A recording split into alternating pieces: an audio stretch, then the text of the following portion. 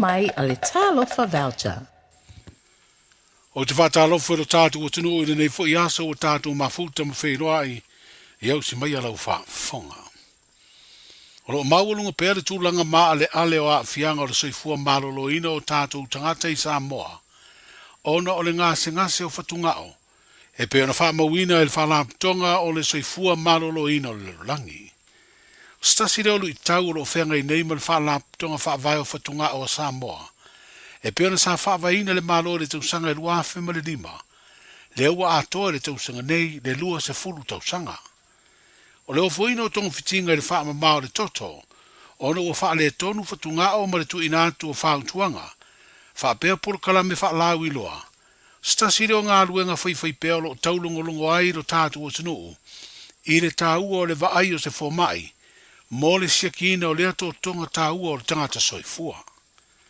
O le stofila nei vai aso o pa utonu i ai, le aso wha vao malo e wha tāua ai whatunga o, ma ua langolango ina le sosa iete o le ngase o le kanesa i Samoa.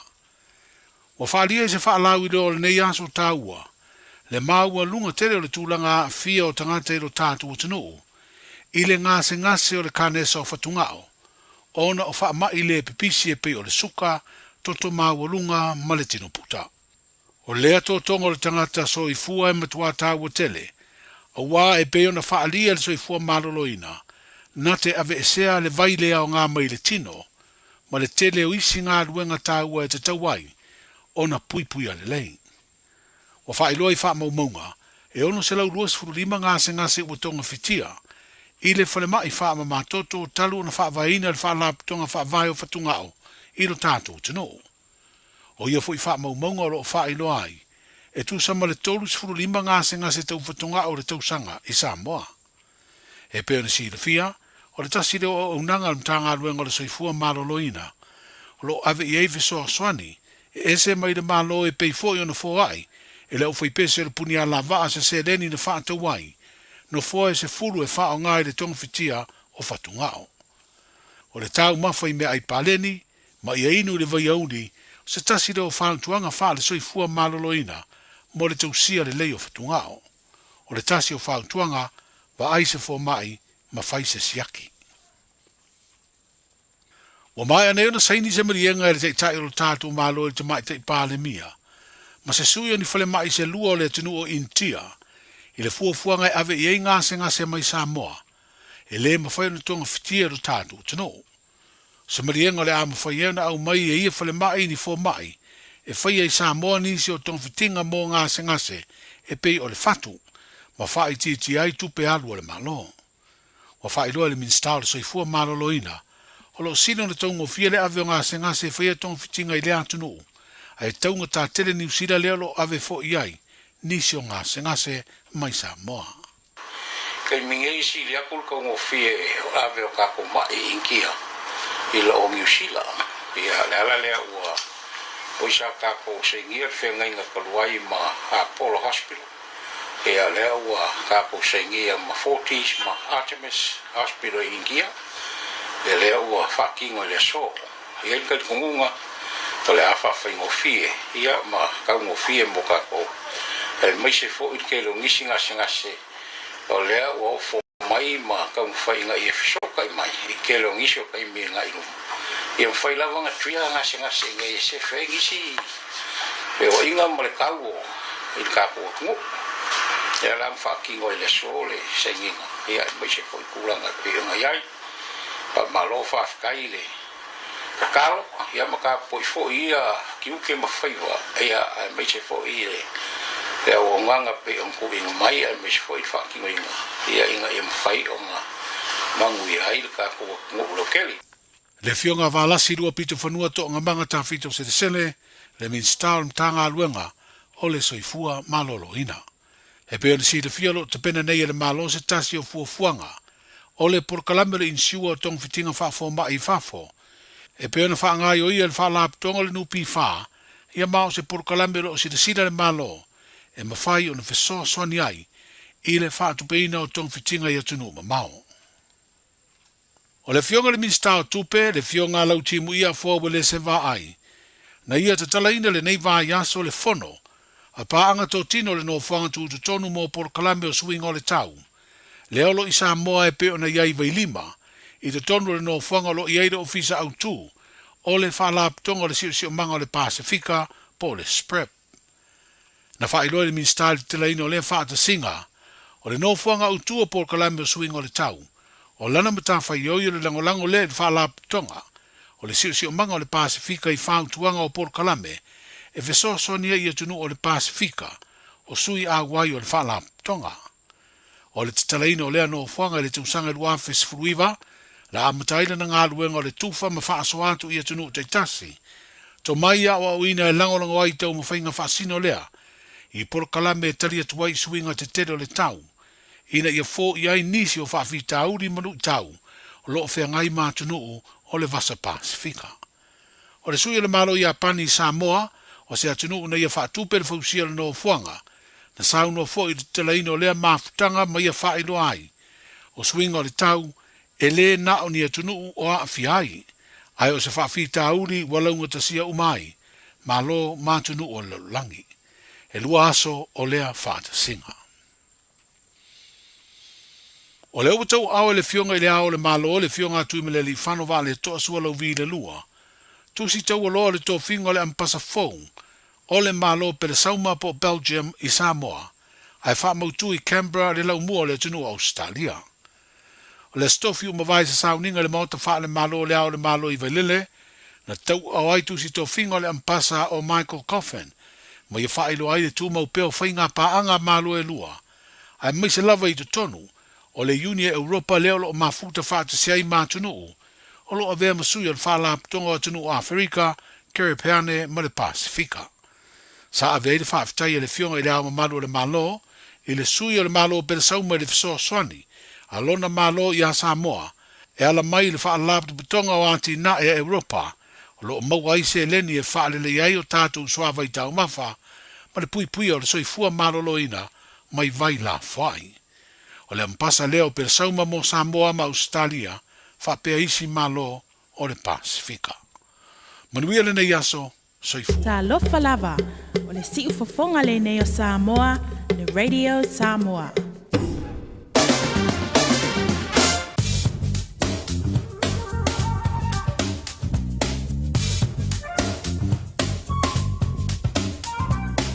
Talo falava o lo tala nei o le tamu le so male aso atai au. Wingo le tamu le so e au o le nei aso, mai ono iai nei timo ta ulu. Pe tai o le alelei mai le tau mo le ato ango le nei aso. E angi mai savili mai sauti se sifo le ato nuu, bevela fama wina ilu su fati kiri, malona malu lu e se full fati kiri. O le angoto ifo le lai la fia na nei, i le se full fitu minute te ai le tu lai fitu. Mo le aso atai au le alelei mai wingo le tau, e angi mai savili mai sauti, ma le afalongo ina le angi mali ese atu ki le afiafi. Vevela famawina lua sulfati kiri malona malu lua sulfati kiri. O le ao soa le lai le tai au le sful valu minute te ai le tu lai fitu, ma o le angoto ifo i le to sful fitu minute i le tu lai valu. Lau tala nao le tau mo le somo le aso atai au. Your daughter's wedding or their dream holiday shouldn't be a financial burden. I'm Afi at Finance Direct Limited, and I help homeowners like you turn plans into reality. Whether it's a celebration or a well-deserved break, I offer tailored financial solutions to make it happen. Call me today on Oluolua or Valufafa Lima Tolu Tolu, and let's create unforgettable memories together. Afi, Finance Direct Limited, where your dreams meet my support. O fia maua sau ta avale po sau piki apu, ai tong i ta i vaiaso, lua vaiaso, pe ta i masina, o le sleek cars o le a maua ai le fisoswani. Ua ta pena le au whaingaruenga a le sleek cars, mo oi malo a inga. Aua e te popole i se mea e tasi, te tala fitu aso, mai le sifulu i le tai au, angai le afo le ono le afiafi. Tele la alai au kilani i saute, vili mai loa, i le o lua tasi faa, fitu lua selau, po le o lua o, faa lima tasi. sunga o whenga whakao elo ka wale fo maunga Max Ila. Senga uka amilo e o kilangi. Mo koe foi mai lava i o Tara i le Tire World and Auto Limited. Lea mau ai so skoi ngā meg ma pa uka avar. A ole me Pico City. E ngā le lua lima ka ala vai aso le kokong. Le Tire World and Auto Limited e te moa i ta wale ma pa utau ngō fia ia New Zealand antoa. Mo fo i se ti mag wheels mo so se i tu ai ngā ta wale ma le telo isi au unanga. Warren Up Fitness i le na ole se fulu tala bea i wha i lo i eina e wha a Fofoga le Radio Samoa i nei wha abitoa. Talia wins quotes, cue cards maisi. Walau lo le Tire World and Auto Limited i le lua fitu tasi tolu o mo pa uta wale po le lua fitu wha tolu lua o mo le whale inisinia. E te mana oi maua se lumana i manui o lo wā tali i polo wā whawhine. Wa se fulu nei tau sanga o whaatino le Pacific Advanced Secondary School lea au aunanga. Na whaavai le nei a onga e Sir Michael Jones. E whaonga i nai ngangana ale Pasifika i le NCEA, STEAM ma le waka ama. Maua fua o fua onga tai le aini pili a onga. Wa uti a wanoa mo le lua o lua lima. Mo nisi whamtalanga wala au loa le pas i le o valu se lau valu o fitu lua fitu fitu. O valu se lau valu o fitu lua fitu fitu. Radio Samoa. Tasili mai vatolu Amo Radio Samoa. Tasili mai tu. Amo.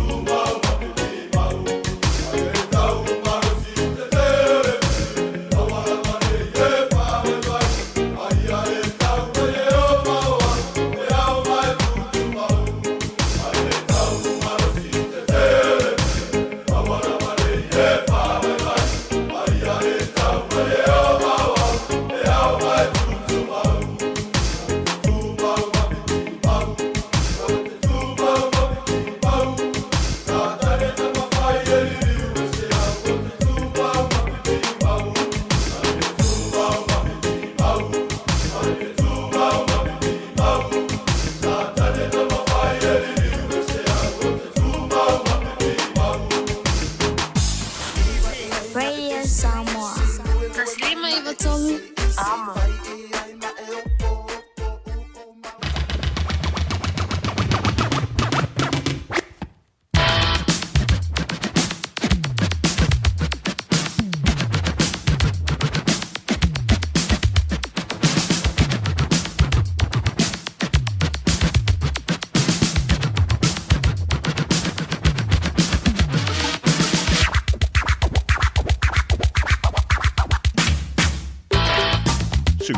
now le kalapolokapi le Aoauli mai le moutele sala fai ma le fianga o sa le longa te tala antuai.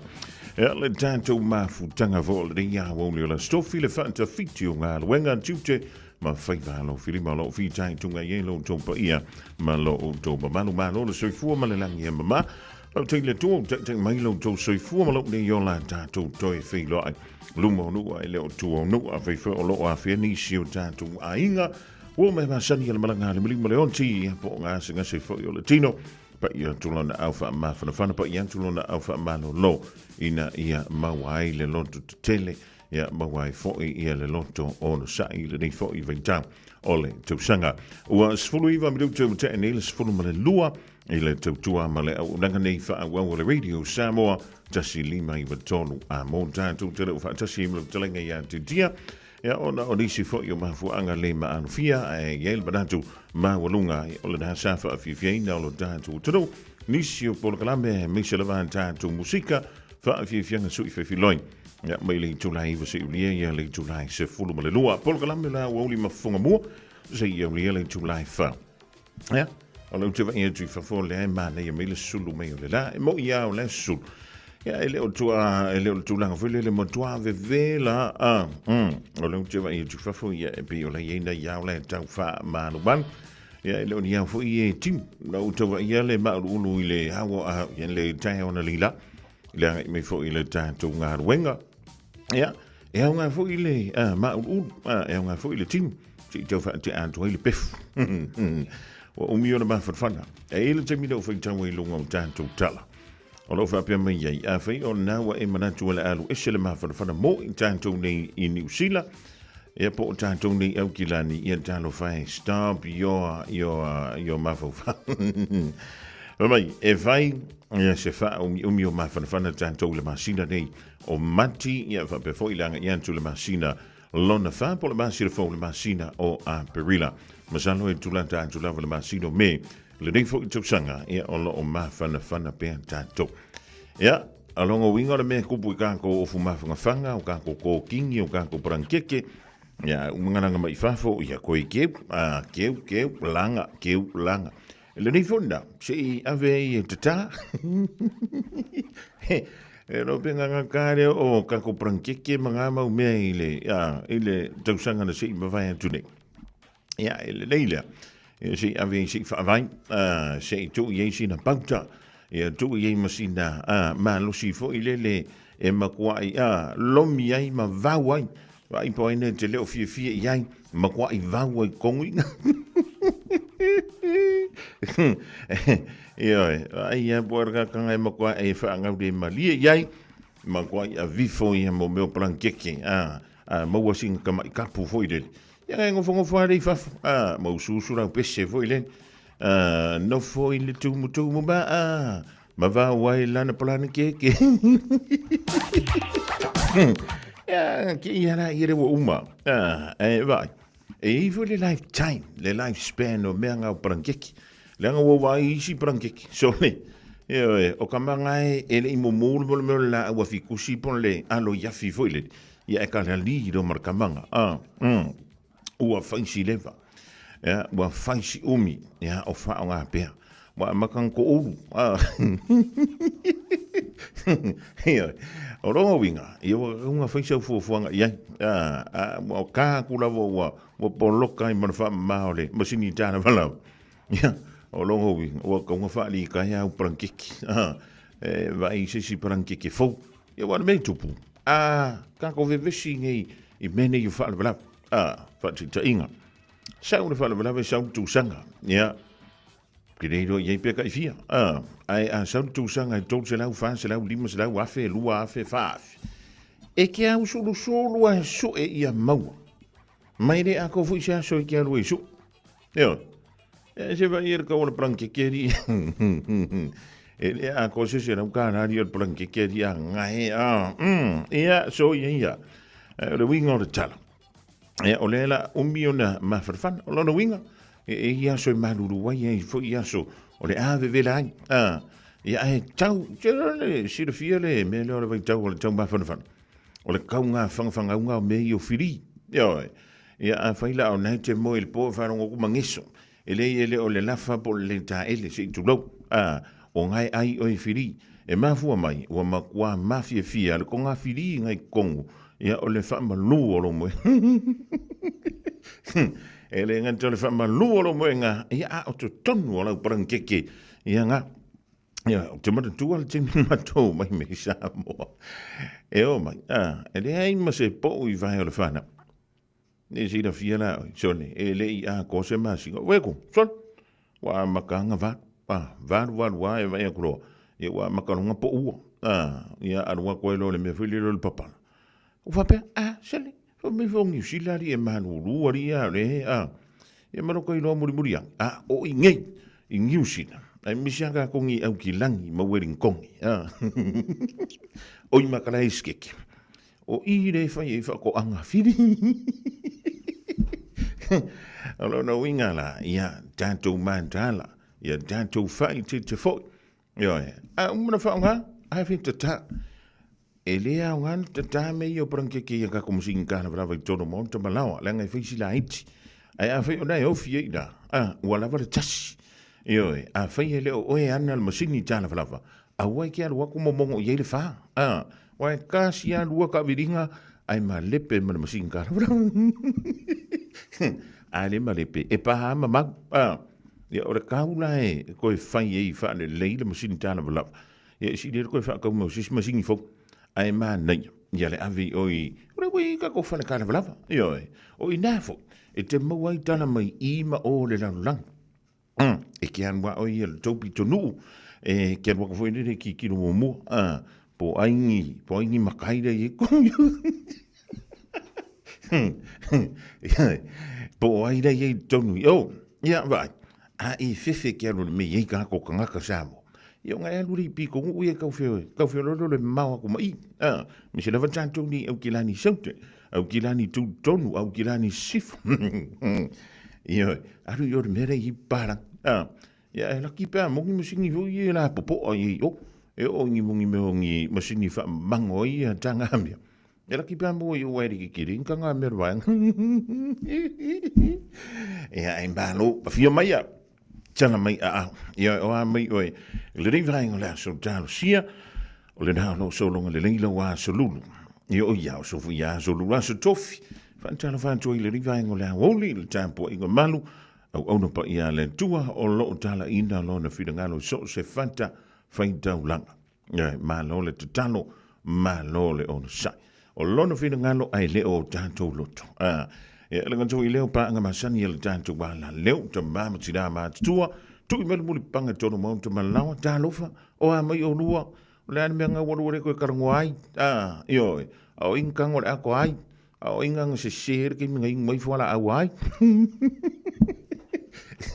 e be ka mai me ai ri kai se si o pa lava e suia le vai tau sui fo le tau sanga suia fo me ba no si suia I malagona le malo si o le du ya talo si ana na wina tu anta tu wanu mafana ya onga o le ring fo ya so tofi ya afia mai bolo kala me o le Aouli Fofogamua e mo le tau o na nei se o le July fa o fe ngai ke kausa mi o le fale wai a o kupe ai e si uamo li e uangi sa ono fo mafa atali ta ono Atali male on sai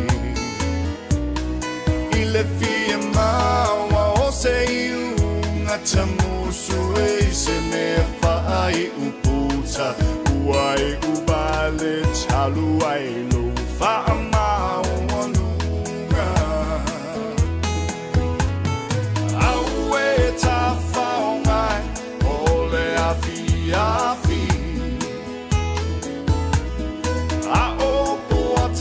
te whai mai o ta mai tai. Whai ea ona ole ale ai, se mea se I tau wha pupu ai. O aso wa pupu a ua tele le fia tau mawhai.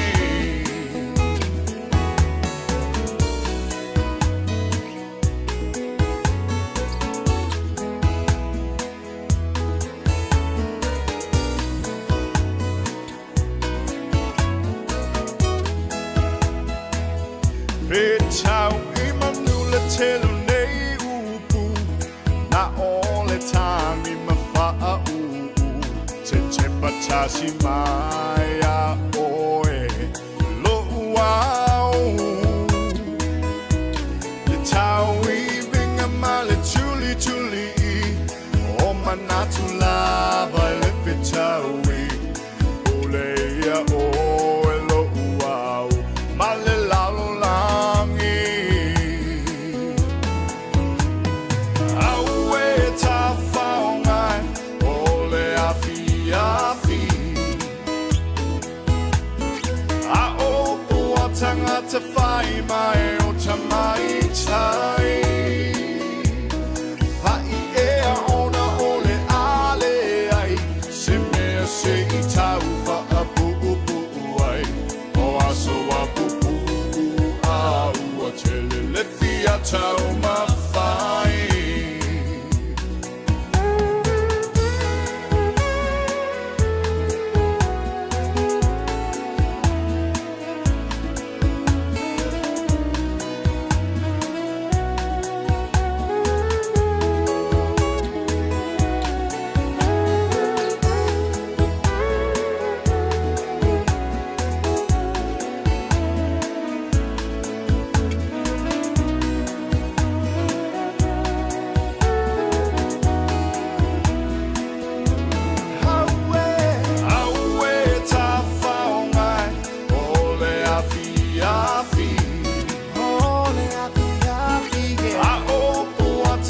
To find my own to my time.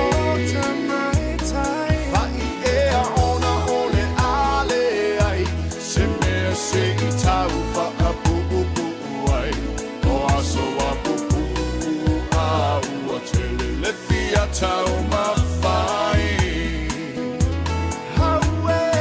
Aue ta whaongai, ole afi afi.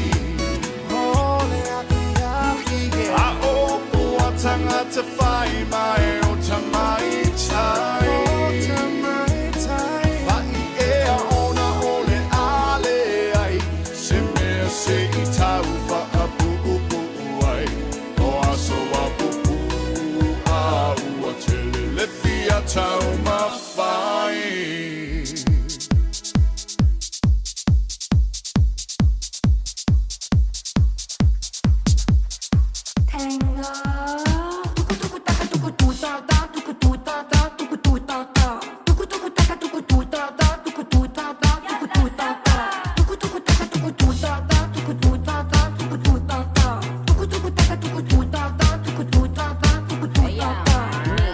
Soy Trini, everything the man have that a for me. Don't let it stay, they never papi give me. Pretty face, every girl can't see me. Me not pretty, so me do my little shimmy. Fat but the waist still skinny. I'm so good that the man I get clingy. I'm even weak when I do it up the Henny. This one has a pyro in the marketplace. Molly's a singer in the band. This one's Sister Molly, girl, I like your face. And Molly sees his as she's taking him by hand. Oh, bloody, oh, blada, life goes on, yeah. La, la, la, la, life goes on. Oh, bloody, oh, blada, life goes on, yeah. La, la, la, la, life goes on.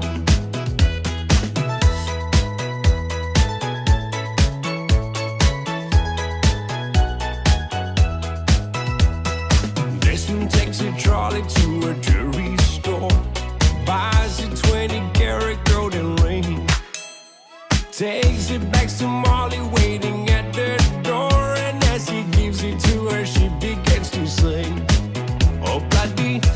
blah, da, life goes on, yeah. La, la, la, la, life goes on. Oh, blah, dee, oh, blah, da, life goes on, ooh, yeah. La, la, la, la, life goes on. In a couple of years, they have built their home, sweet home. With a couple of kids running in the yard of Desmond and Molly Jones. Happy ever after in the marketplace. Desmond lets the children lend a hand. Molly stays at home and does her pretty face, and in the evening she still singing with the band. Oh, blah, dee, oh, blah, da, life goes on, yeah. La, la, la, la, life goes on. Oh, blah, dee, oh, blah, da, life goes on, ooh, yeah. La, la, la, la, life goes on.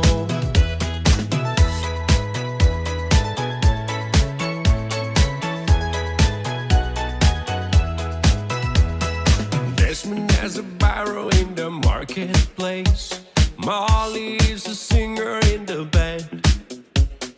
Desmond says to Molly, girl, I like your face. And Molly sees his as she's taking him by hand. Oh, blah, dee, oh, blah, da, life goes on, yeah. La, la, la, la, life goes on.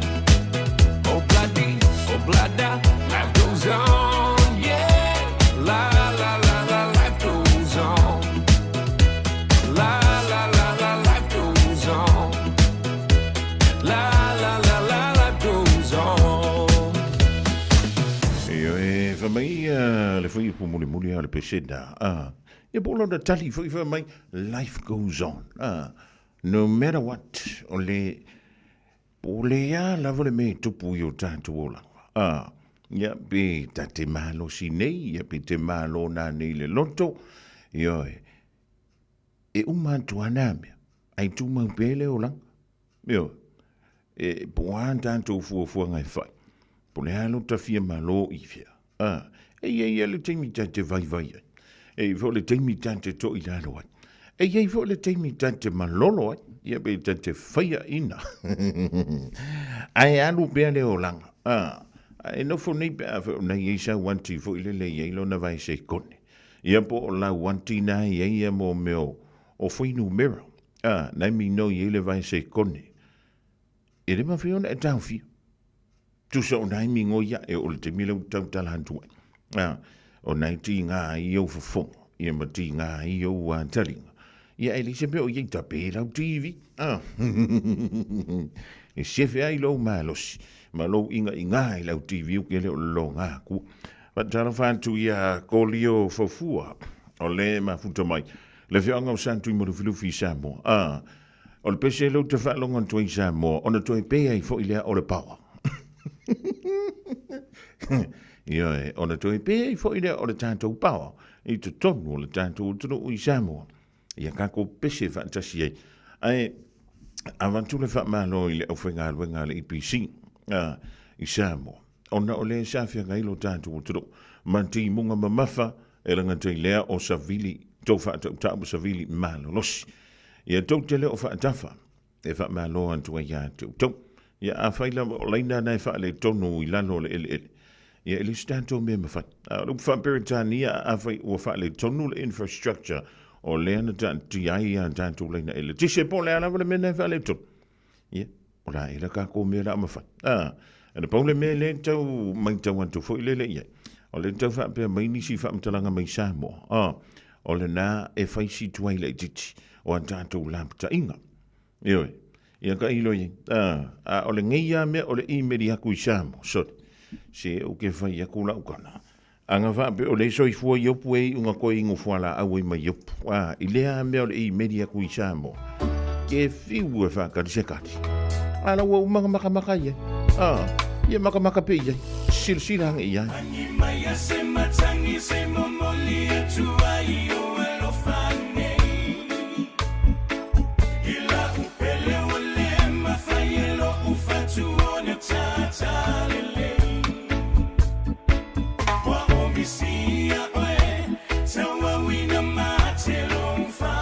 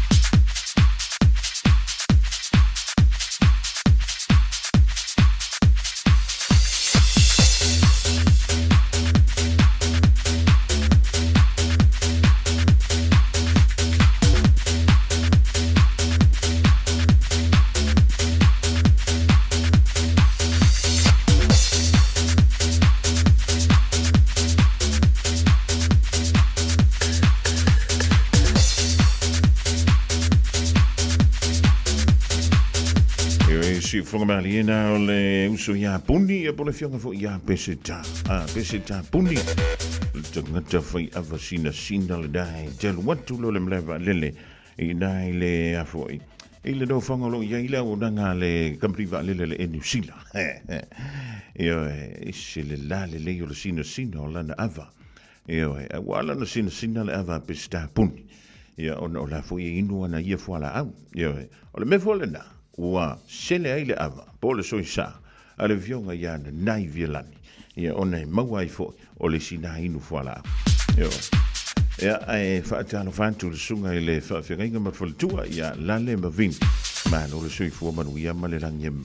Le lo po lo fuala au ia whimaingo le li i leo putu. Ia le paanga le jantu wala leo le na o me ia le whamtalanga nei leo, ia whaimangi. Ja, ole mafuta mwile de ya Aoauli le sa ai le fantunga ma ya Richard Parker. Ja, fantalo fantu ile fionga ya futialo. Ja, o le fianga lo so ai sale mo. Ja, va per foi, ja, van tu ile po ia. Ja, e pi ona ai. Ja, le tantu wa fianga dai sale mo. Lo antua ma le nga utana le faltot. Ja, ma lo so i fu ma du yemle dang yema tu lo ani jalo e tene o tango i mena voilà e le tanto fa to longa le tu e fa ya e de wa pisi men va nganda so ola fa tanto fa talo fa e ola fa talo fa tu ya to yema fu to le va ngola woni si lo senga fo muina Venderhof va to le ma to ban e le ngata le sa panti mosse o le whaatasi mai nā California i Amerika. Lauto wha misa, ma lo le sui fua manuia li ma le rangi e mama, he dei o vaenga, ia fa fo I arona sila ia ole au foi o arona le au lang sama o le nga ko kikia malo ia ai li lo malfa dia lo fali o umanteng kikia ko mo mo bona Pacifica Marcelina Brown fa before ia Queenie Savelio Fale Knowles I want to yama le sina te vai mala ngai sini ia before ia lo sina ati Sio tida ia fua Rosa la Vea musto ino la Vea o le mabuto mai fo i Australia wa I do fuala au o le mea na tanto te tua iai ia pe o ma puresa I nai Melbourne Australia fa utai a mo samala inga le mabuto mai ai le fo I vanga la Aoauli o dai kalaistit talo fai le tamai tu vivi ia po le so fo ia pen Io o te lo fo io lai mata I tu o io lai nga lue ma malo si le fo ia wo ia wale fe mala nga io pa ia ma malo le tru I lana taxi fa melan talenta ia lo li fo ngo fa ia si sa ngo ia wa ia le se fa ma I le mere kana ngo mai ia le se fo ma I po puanga le kana ngo mai kana ngo mai pe ai che lo qua di fia la wa ve un po mere wi o ia ia siani mo kwa o ke ya marma ke mako o ben kilo alui ave lua menga ave taxi ko ave upa yo ko fa popo I me upa eats ia wa mo pa sese ia le spa sese vili o va nga fa me la ko ka fa ia ole pe ile mo le lang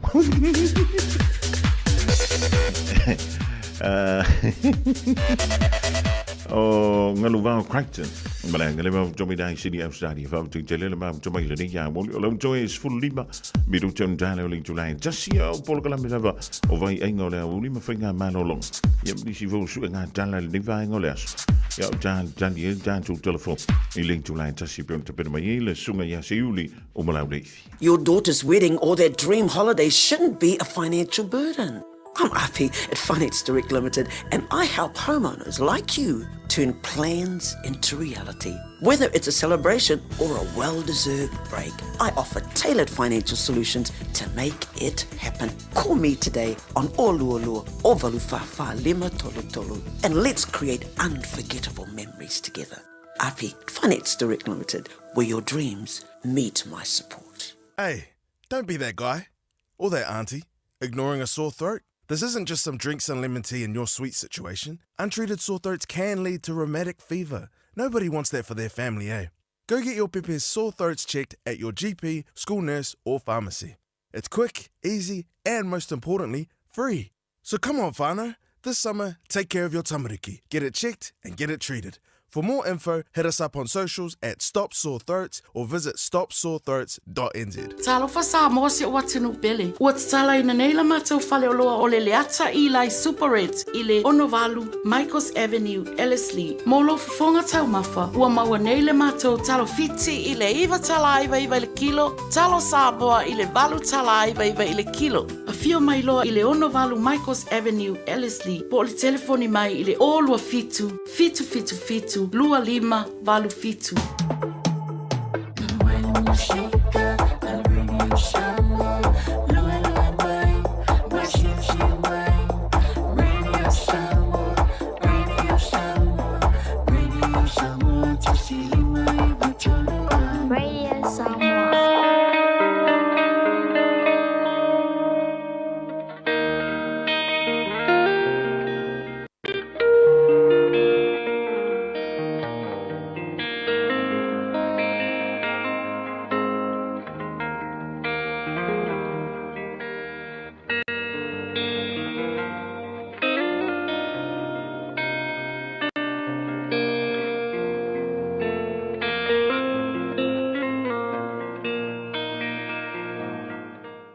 Malor te fo manuia malange ma malo vo nga lue male on sai I fitai tiu te faivo fenga ia o pongo tato por kala me le lutau mo oe fi faita wa ia te oe fata o te sumal fa ar fa po sumal fitu fata o te sumal fa ar fa po sumal fitu fai mai o le tango fie wa mi o fa valea o ia o le tangata fa o faitongo fitileanga wa ino sia o ia a quick-tempered person does foolish things. O rei tango fia wa mi o whavalea o ia. O le tangata foi o whai tonga fiti leanga. Wa ino sia o ia. O le lui kaula mo kako. Wa ai le whaku o le au ko i mamuru. O wa kua voi le ko i le kakai o fie. Ka fuafua. Ngi ke ua le kau le maka le ko i lunga le fie. Ai ka voi le au. Ngā uroa. E le koe au ngā hala le au. Le koe au ngā le whakukoi. Wa le ua ese. O le ala le au ngā pe kusape ma ai pe maalosi. E le koe au ngā pe a mamuru. Wa pe ngā umma me orka haka e ika vave. Vave le ika. Loose temper. Quick temper. Leve mai kala le New International Version. A quick temper person does foolish things. Orka haka ika vave. E whaavale valeanga me what. Po lalo waka mai. Po lalo malos. Po lalo laulelei. E le kai avea o le kouchi kongo le malakalo. Pe a whai ke kalo ika. Ne ai. Fua lelei. Whakongkongu le. Ma ia lava lo ongusai. Po lale ki ngā mal mawhakia o le mele. Wanga i meke. Ia e ongusai. Ia e loko maua lalo. Ma loko whamangalo. E manguia ai oe. I ngange i mamulu aku lau ika. Le ao ngā ako. Ngā kasi ale mingu ke whaki ngoi lo wika. Ai le ao ngā ako. Le kaimi ke le ngā e ka wasa mai ai. O le lui kau moe. Ai whale leilo soifua. Malo loko. Malo mawhau. Ai maise o lo wola whale nganga. I ngangi ma mulungu whale ao ngā inga. O ngā o loa. O lo wika wawe. O le tango fie wa mi o whavalea o ia. O le tangata fo i ufai tongo fiti leanga. Wa ino sia o ia. Le swafo Yesu. Whamanuia le atua i lo loto.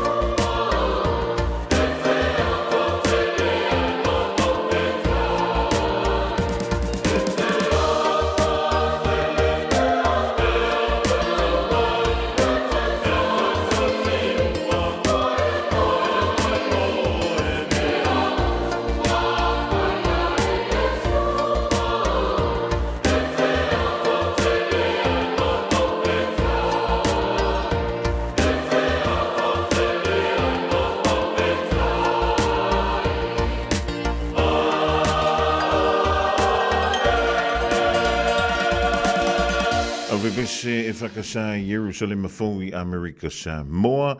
Ia malapese lo se launua lima tu special e whakasa a so le vasa. O le o langa ne. A wani e whia ina. Ia. Mo le antulanga whau teile sunga whaiwhi au ia Pastor Rolani Mikaele Leota mo le tātou luitau. Mo oe maa mo i tātou umalawa le nei Aoauli o le stufi. Mi ni vavele ita. Io e... Ahora ele me da vavi. Ele hace ese ngol upuleo le itam le upuleo le onsa. O fingo vie o ta. O le finga tai o le fatino. Awa ale ole si me ale na mafu me. Ole le lavo le malo lo. Ya male si mafu anga. Ole si tangata le jau vangi mailo fide mu le ale na solo wita. Ya sa wala ole te malo si anto to. E mi se lava e o fantasi le malo si lo tino ma le malo si o le mafufa. E fi wa e avo e vangi mai. Ala ke ko ale ri. Ala me foi le o umana sa tali anto le fsidi. Koi sa koi fsidi mai ole me anga e kasi. E fa longo kulo. Pi ya ko markam. E toya Joy sa. Ia ko fsiri fa akoru mai lo. E fa longa kulo. E ida piala whatever. E ore sima. El madi e me tupui me ni o le me intelligent. Tulia tul fale o loa lo fa tang mai se. Pole ale me lo fa tang. Linga fa ya kura kala. Fa alua fa akoru fa nga e fa ye. Ai ore me nga lenge so ni vele le fa ngor kuka. Ai sa fa tang. E ima me fa opopo. Ai ele me ka wala ins.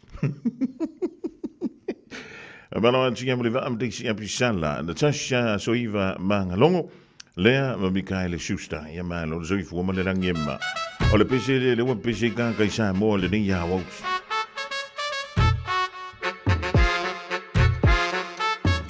Eva ayakula oi. Ali wasa asa mai nga oia.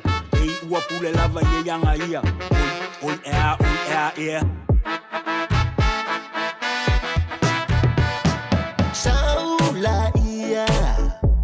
See the might say yo ufa afia.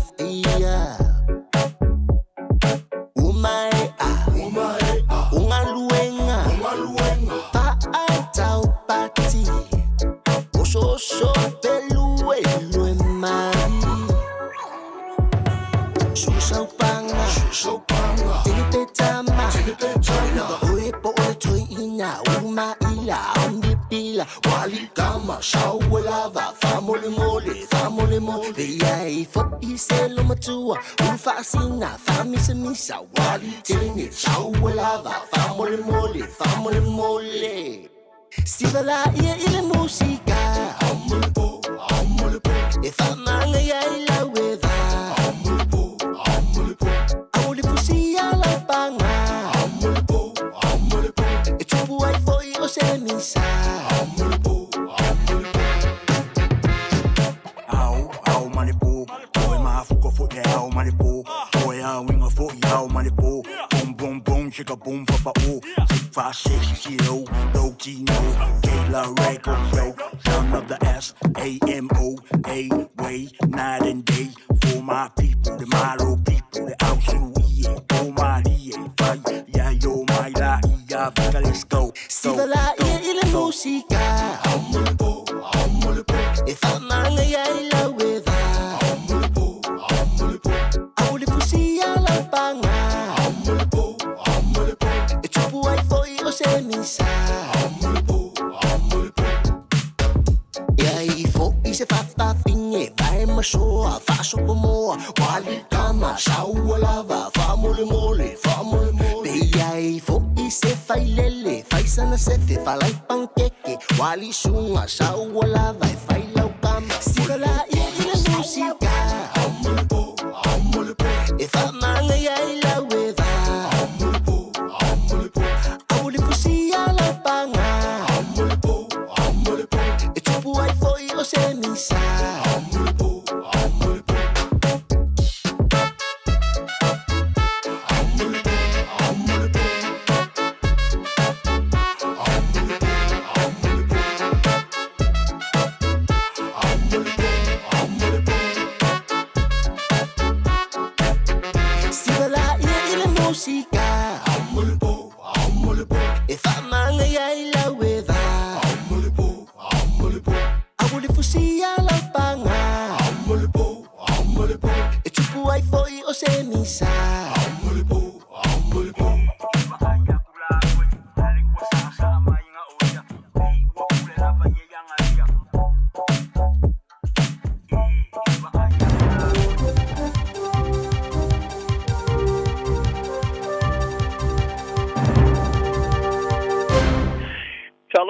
Samoa fa malo atu tapo inga le tunu tala mo ni yaso mo lau tapo ingan tala Samoa. Tu sia le tamatai pāre mia mo mo New Zealand and tu sfai tau mo tamaki winga tau singa wha matua. Tiri ma le nusa lau tanga te tonga wā fia le tenki whiwa. Ta longa solo ia se fusuanga I whai le vau Joseph Parker ma Daniel Dupois. A whakamai at whalau te leino nei tala. O le tamatai pāre mia mo mo New Zealand Dame Jacinda Ardern wa ia tu sia sana roi tu sfai tau mo moa. Mo tamaiti. O whai ngoi no le mums busy work, ia po le ngā ruenga pisa le tina. Pari ia Dame Jacinta, o le tusi, o le saminga leo le mātanga le vāo tina, whai ngā ruenga. Mara, tu whanau, e whawai lungo tana noanga moni sa ia whai e malan tamatene niv, a o vema pāremia. O a turn sa whiriwhiri a vema pāremia, le ruaf sulfitu, a e le ruaf sumarivalu, sa ola ailan tamatene ma a veai ma se ulo tai o le tunu o I te tonu o le tonu sfutau sanga. E whanau sana tama o vema pāremia, a e lona lua iai ili tala anga re ke lope. Na ia whāri ai o le tus whaitau e whawairu ngō upo ma le sona sa o inati ia teia lan tamatene a o vema pāremia ni stila. Malona wha moe moenga o tamai teito ta si uma e lātou te iloina. E tu salava po le ale tūlanga e iai o I lātou a vema ngārunga tele I o langa o tina. O Ruby Jones mai kala estete o ia tu whātasia le tusi tai a whāri ai. E mana o tele ngā lua e se tusi mo tamaiti. O le tusi o le awha tau nei tue New Zealand nei, Australia, Amerika, Peritania, I a ste tema. O a turn, o lo wha mautu nei malona tō lua ma le lata mai Boston e Amerika, e peo nā veai ma whai a onga le universite, ma whai ai ni ana tau talanga mo tanga talau tele. O a turn, o si la fia tele ai e tangata Pasifika I New Zealand nei, ina ua a vea ma se ulu ai pāremia e whātu ese mo tangata Pasifika e whai ai ma stui o le malo ma New Zealand. E tu sai mo whainga sa whaia I wabeao ia inga Pasifika mo Silia o Sailio tangata overstaya. Wailo ai o le John Reid, lea sa whaatino I le tūwha sa mo o le I whonga, e pulo wai I le I e tonga I le wafe ma le lupo tasi. Ta whātu ese le whai pulo le leipa pe eni henare I le tuolo no foa ai a wai le whai o le siva tau o le hata I le teimio whelafala whainga. I le tūla whono tau whaofi ma tau whasi sila le whenga ingo le waitangi le Treaty Principles Bill. I tu tono le pārmene. Ai ele whātu ese le whai o le haka mai e tā uai e nati toe whai o whoi. O hena are sa tūla I luma o le komiti whiriwhiri le pārmene e le pōna pō. E tu sai ma le ma tā upo mai e whaalia e nati loa I a tūla whono. E whila whala whainga mō mua le pārmene I a November o le tūla whono te whaofi. Tā tū whafo se e ilunga I le tamātai whai puri tala vau o le pātia Maori I a hana rā whiti mai pe Clark. Ma sa e lua le kopi o le tūla whono ma amataina le haka. O he nāre o le pātia le leipa sa tu ilunga malona no foa, ma a waifata sia tu ai whai pura le pātia Māori I le whātino ino le haka. Ka whaeloa I he nāre o le whātino ino le haka o se mea sa o stoane la mai le taimi, o whātino inai I le mea tonu sa tu mai. Mai e tā uai ina wa ave whafo ma le maoto whono I nis whai pura Māori o le leipa Willie Jackson, o lona nauna ta inga sa iai o le waaileo whaia ina le tūla whono te whaofi, tā tūla e lo ilunga malona ngā totoa, o i tā ua e leo se tei mua rea o i whai ai le haka, I le tono le pārmene. Ono tau sanga te lo mai leo spaingo pare te talo Musalemi po mosques I ka le estete, o suyo tangata Musalemi o whewhewe, o nolo I ai lava se wha mata o isi o swainga, ma se wha mata o tuwau e siliatu se mawurunga iai, o se ripa palangi mai Australia wha tu wha lave sa uru wha malosi wha te talo Musalemi, ale Al Noor Mosque, ma le Linwood Islamic Center, I le se sumalili mo mati, ma ta whanai nai tangata tā puai. E nā o le fulmalilima minuti le umi sa whaiai, nei o spainga, ai whanoi soi fua 5 sumaltasti, ai whai tau se fulu mas fulu, tā wha manu o li ai. O le komisi o siwa le Royal Commission, tā whiwhilia su e suwaina le o spainga, o whaiai whautuanga e fast for fun. Ai o siwa suenga o maliu lilo I le pongai o maliu, o lo whau au lava. Ai betai, o le tūla I mai o le whainga malo so whātasi sa lato whaamutari ai le lato tiriati whautuanga le komisi au kuso, o le tausanga o mawai, I le solo ia leo whautuanga e palu. O le whainga na malo, o teri tonu ai niso tangata Musalemi, o se o sa whainga whātu whalavlave tari tusa whapea, e whōringa mai, e le mawhaina vāu ia le te minei. O le tina ia Rosemary o maa, o lana tama sa whanoi leola I leo whainga, sa ia wā ili nai mōri mau mai su esuenga I mariu lilo whāta sei mai ungo su esuenga re komisi. Ma whaia foi whono tanga ba minister ma lo ma officials ma ba mas no fine. Ai o fefe. O lo ia lava le la matia yaso ne yo la tu ngata. Ai whalia a whaia to tupu mai se me wha pene a tae au. O mea se stea lava i olo ia e toi tu pot. Wharia oma o to tele e au fiai ma ila to u mea to finga malo losi. O lo tiro lava i tangatu se wha mata una i lo le la matia. O se tupulanga tala vau sa sa ia au stadi stipo de vastul wai. O noni wha mata sa ia whaia whasanga is the mosque is simi. E piona wha aloto teleina i leo swainga wha tu parulave i kala estete. O le ainga o le tamani sila e wha se e ngalu ta whastil tia ina ua. A ia le maria le tala wha te i saute tu mama au stadi stipo. O la tu whalia e na te le langono ina li tape ino malie e malamla mafo i la matianga e le vasta. O Stephen Jeffrey Payne is a whanau New Zealand e. Na wha se e ngalu il mta whanga Watton Beach. Ivas 4 kilometer le mama isa sae o Esperance. I le teimi staus ia le malia i le Aoauli o le Aston Pua. O le lima ia i leo vai aso le ono masino le lata paonga manana pa anga te maitai. Ma le lata i whau e whaonga le tawa le toso po le caravan. I se wha amatalanga sa wha amatuina le aso na whire ainga. Sa wha ria ai alon ainga.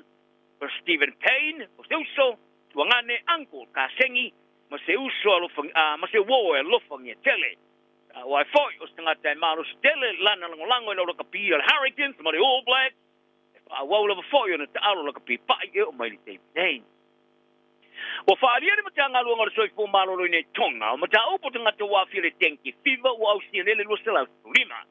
E se wha mau maunga muli ne le solua ne vai aso sa whaia e na mata ngaloenga, e toa sumale lua lo ta fia e spare mai.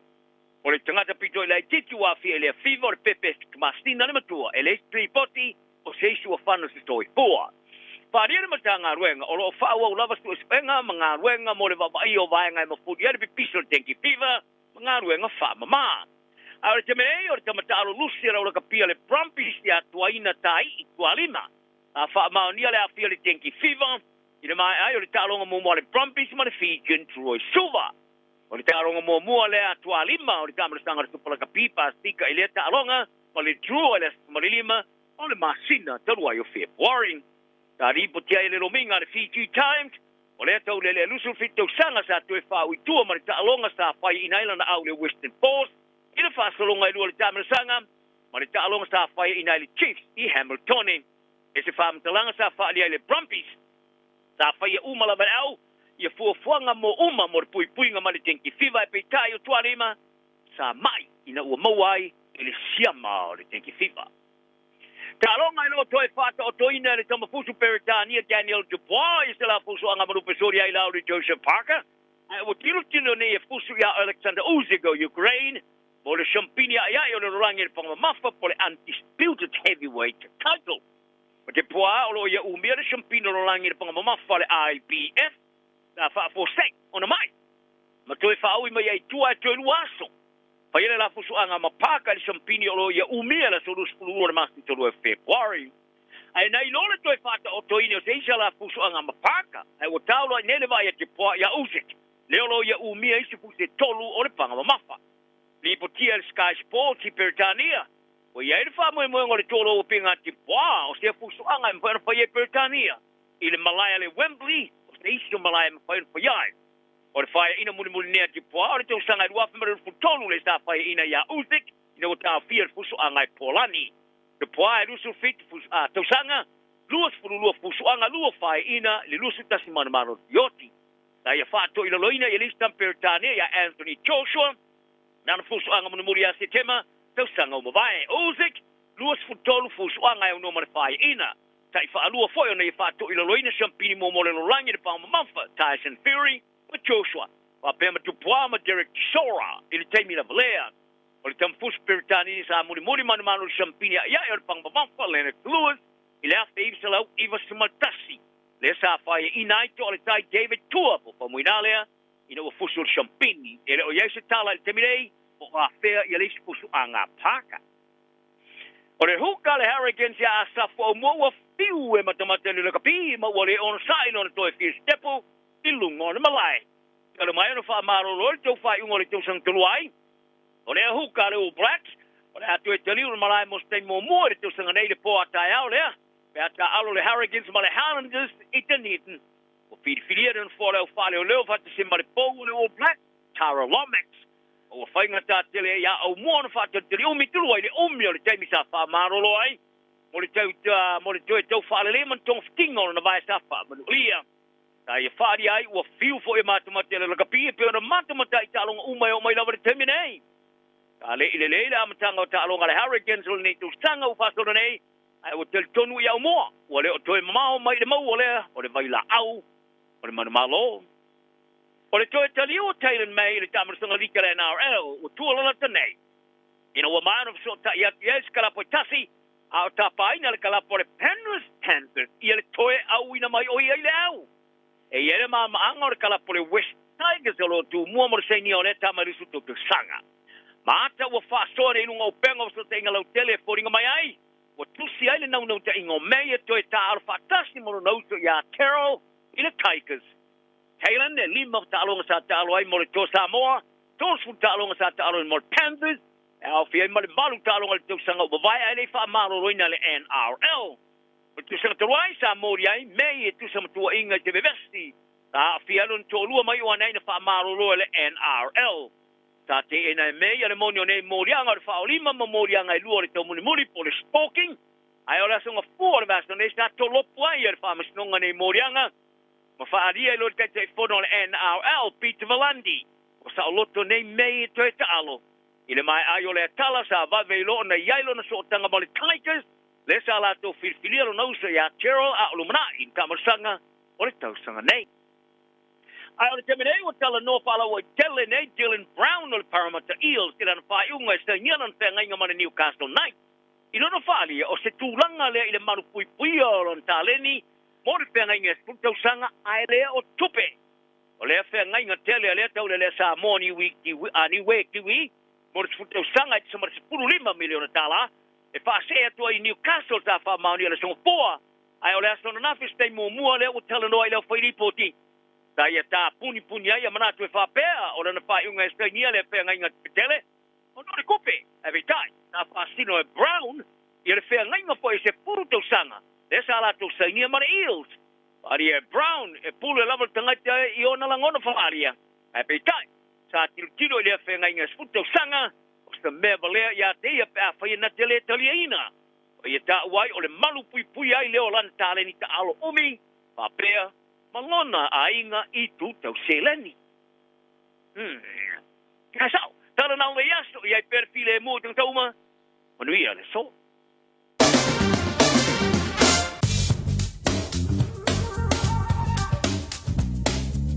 Talo falava o lau tala nei o le tamu le so ma le aso atai ao. Wingo le tamu le so e au o le nei aso, mai ono iai nei timo ta ulu, peitai o le alelei mai le tau mo le ato ango le nei aso. E angi mai savili mai sau TCC fo le atu nuu, vevela whama wina I lusu fati I kiri, malona malu lua sifuru fati I kiri. O le angoto I fo le lai le afia na nei, I le sifuru fitu minute te ai le itu lai fitu. Mo le aso atai ao le alelei mai wingo le tau, e angi mai savili mai saute, ma le afalongo ina le angi mali ese atu I le afia. Vevela whamawina lua sufati kiri malona malu lua sifulfati kiri. O le ao soa le lai le tai au atai au sifulvalu minute te ai le tu lai fitu, ma o le angoto ifo I le toi sifulfitu minute I le tu lai valu. Lau tala nao le tau mo le somo le aso atai au. Radio Samoa.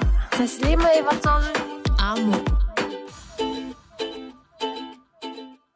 Se savili angi mai ta umai. Oh no, feel it to follow I tele la mona mai. Oh no,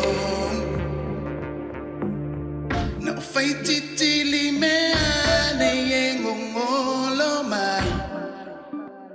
Oh no, oh no. Ya fua mai maunga me sao falongo ai. Ya fua mai fo I maunga le pule la o ai. Ai fua mai o le bele mena o momo o ai. E pe ofisanga o le savili ma mea e tutupu ai. Au le alofa na o alofa nei. Awa ele ai na vases wa tu salilo la le lei. Le la au tu tasi pe o le funga arasi wa ma e o le matalasi o yo ta o watasi. O le wala fo ina lo manongi baby. Wa ta su ni manu fe ai fo le mili wa wa tolo la o mai le pongi sa wa ta u fi e ma fo le lei ma fala.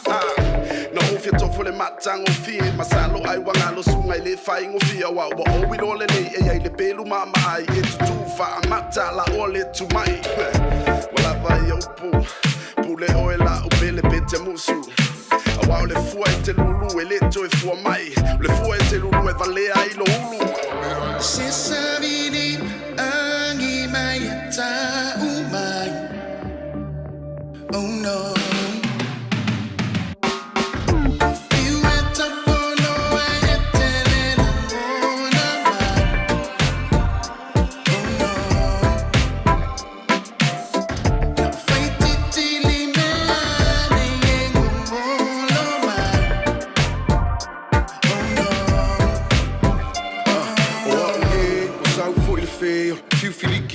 se he posse te nga o le kufi sidi o le mafau fau pi ia makia o e poke fa kau kau o mo o mia se fuala au o mai kama se valu se ko ai mangaku fai nga kawa e alu e ku mai o au o umi o le miki le mafai o nga fafang ka ika wa vale fi maua o se e fi maua se swing o le alo fa ape o lo au le le ua ave ma mika mikanga pei o se moli ua sulu mai le ava se fa fe au mai o ele pele pelape masele vai kikiri mahava kafi e se ai umaleanga e ku mangile lei kalela vasi sila ile kele o mase lilo ile langi mo se fe sosoangi e maua mai le kali pe ai afu ma e kangi le se fai ka o nga fa mala ma fai mai ti o lo fangei o lo fanga aya se savini angi mai ta umai oh no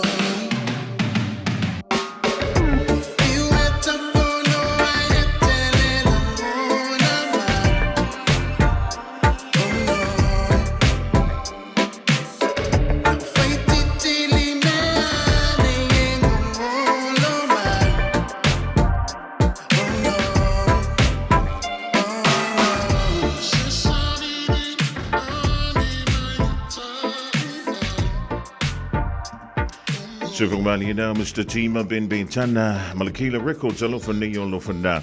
Ina was full of feature mala for video tulubute ne ya le tula e tasi va te antole sunga ya se uli mala lifi mo tanto tala peona sa e fa funganti e le ya Aoauli to audanto ya pe a tale tula e lua ile ri fo ya Aoauli.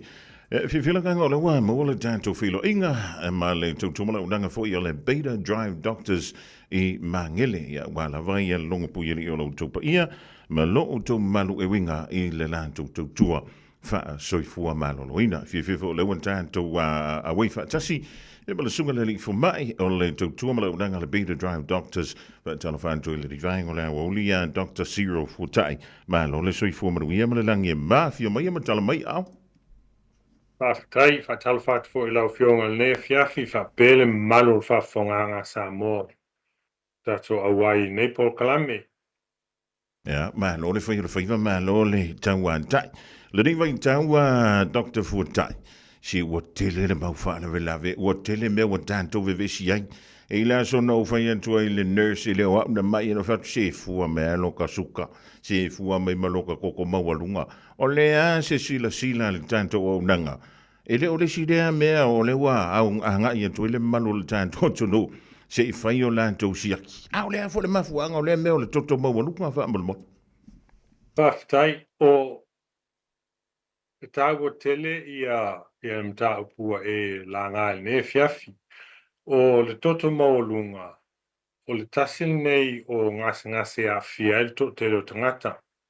I tele o fa maumaunga ma susuenga o fai ai falmai ma I le lalulangi atoa, o le tasile nei o mafua anga e whano ai tangata uma whalaua I tele.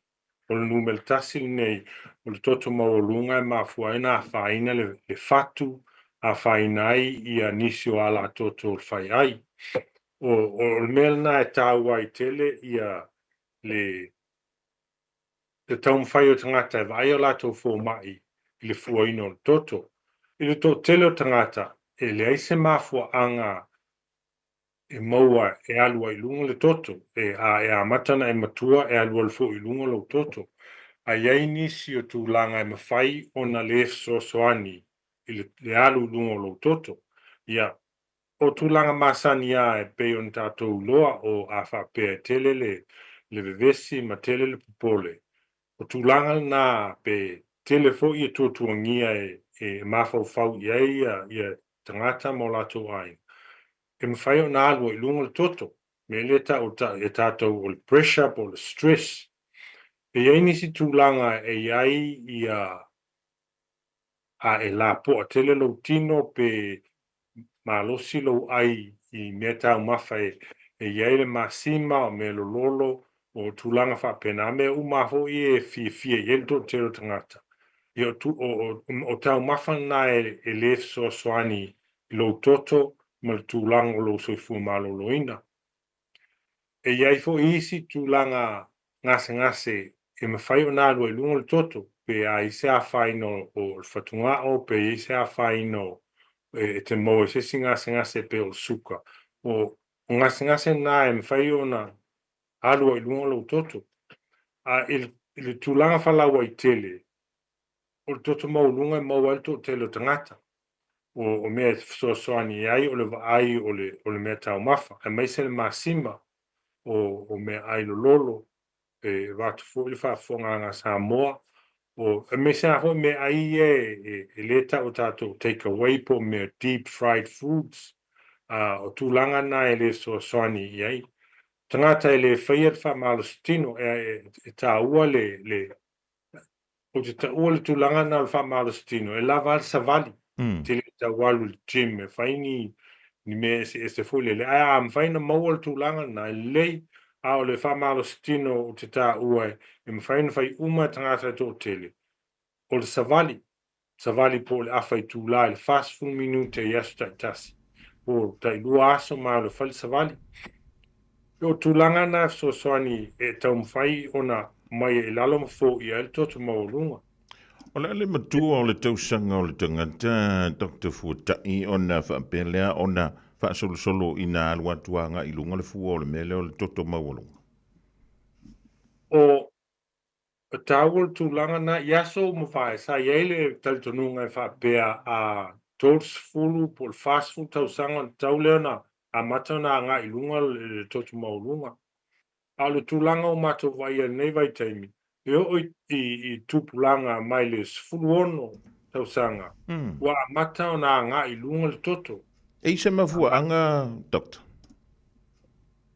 E se mafua anga wa pa uma i lalo i tausanga o tamaiti lewa a matana mawai a le sa tolu sfu tausanga ngā i lunga fatua a matalen tawalu lunga le toto maulu. O te masalo o swinga i le o langa yaso nei. O swinga fo il mea tau mafa. I mantua lewa wa fia fo tamaiti i tua i ngā tau mafa i e le soani i le tupu lunga. O to telefo tamaiti e iai ngase le i loa mai fafo wai e se asea pe o tangata i lalo a lusu tausanga. Sa iel mato taltonunga le te tauna maua ni ngase vanga nā ia a ngase ia wha ngā solo i aing. Wa tasi ia o tūlanga la nā e su e nei tangata. O toto maulunga fōi, e mwhauna wha ngā solo inisio ainga, e leo ainga uma. A iai ia tūpulanga o ainga, e mwhauna maua e nei ngase. Sfulu ma leono tausanga sole mo tuala i tititele. O lono winga na o tau mafa ia o le so tanga fo le genealogy e marisi mafuang. O tele o tangata yaso nei wa iai ia mo whala au ma vai e mwhaiona maua mai lunga le counter po whala au e maua so se mea e whaatau o tangata. O tasi nā o mea e mwhai o na alua i lunga i a toto pe a lewa ai a whaalei. O lewe whaua o e sao noa lau sunga le li foma. Wa to inga, wa ni whala au ie maua over the counter whaingo whina whaatau e so se tangata vui lele e whaatupula i ale melo toto maulu. E mwhai o na whaatau ia whala au fo i e whaamalu si el tino i whaamalu stino. Ia.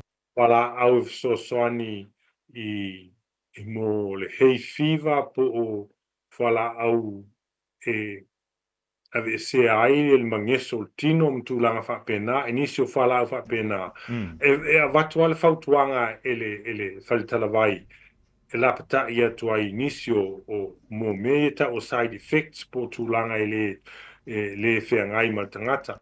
Mantua lei, o tātou se uma o le tangata e inu whala au, e le a whaina o le tangata, e le a whaina lai titi o tō telo tangata, e mwhena a whaina tele, e le tutusa le effect o whala au, tangata uma il taimi tasi.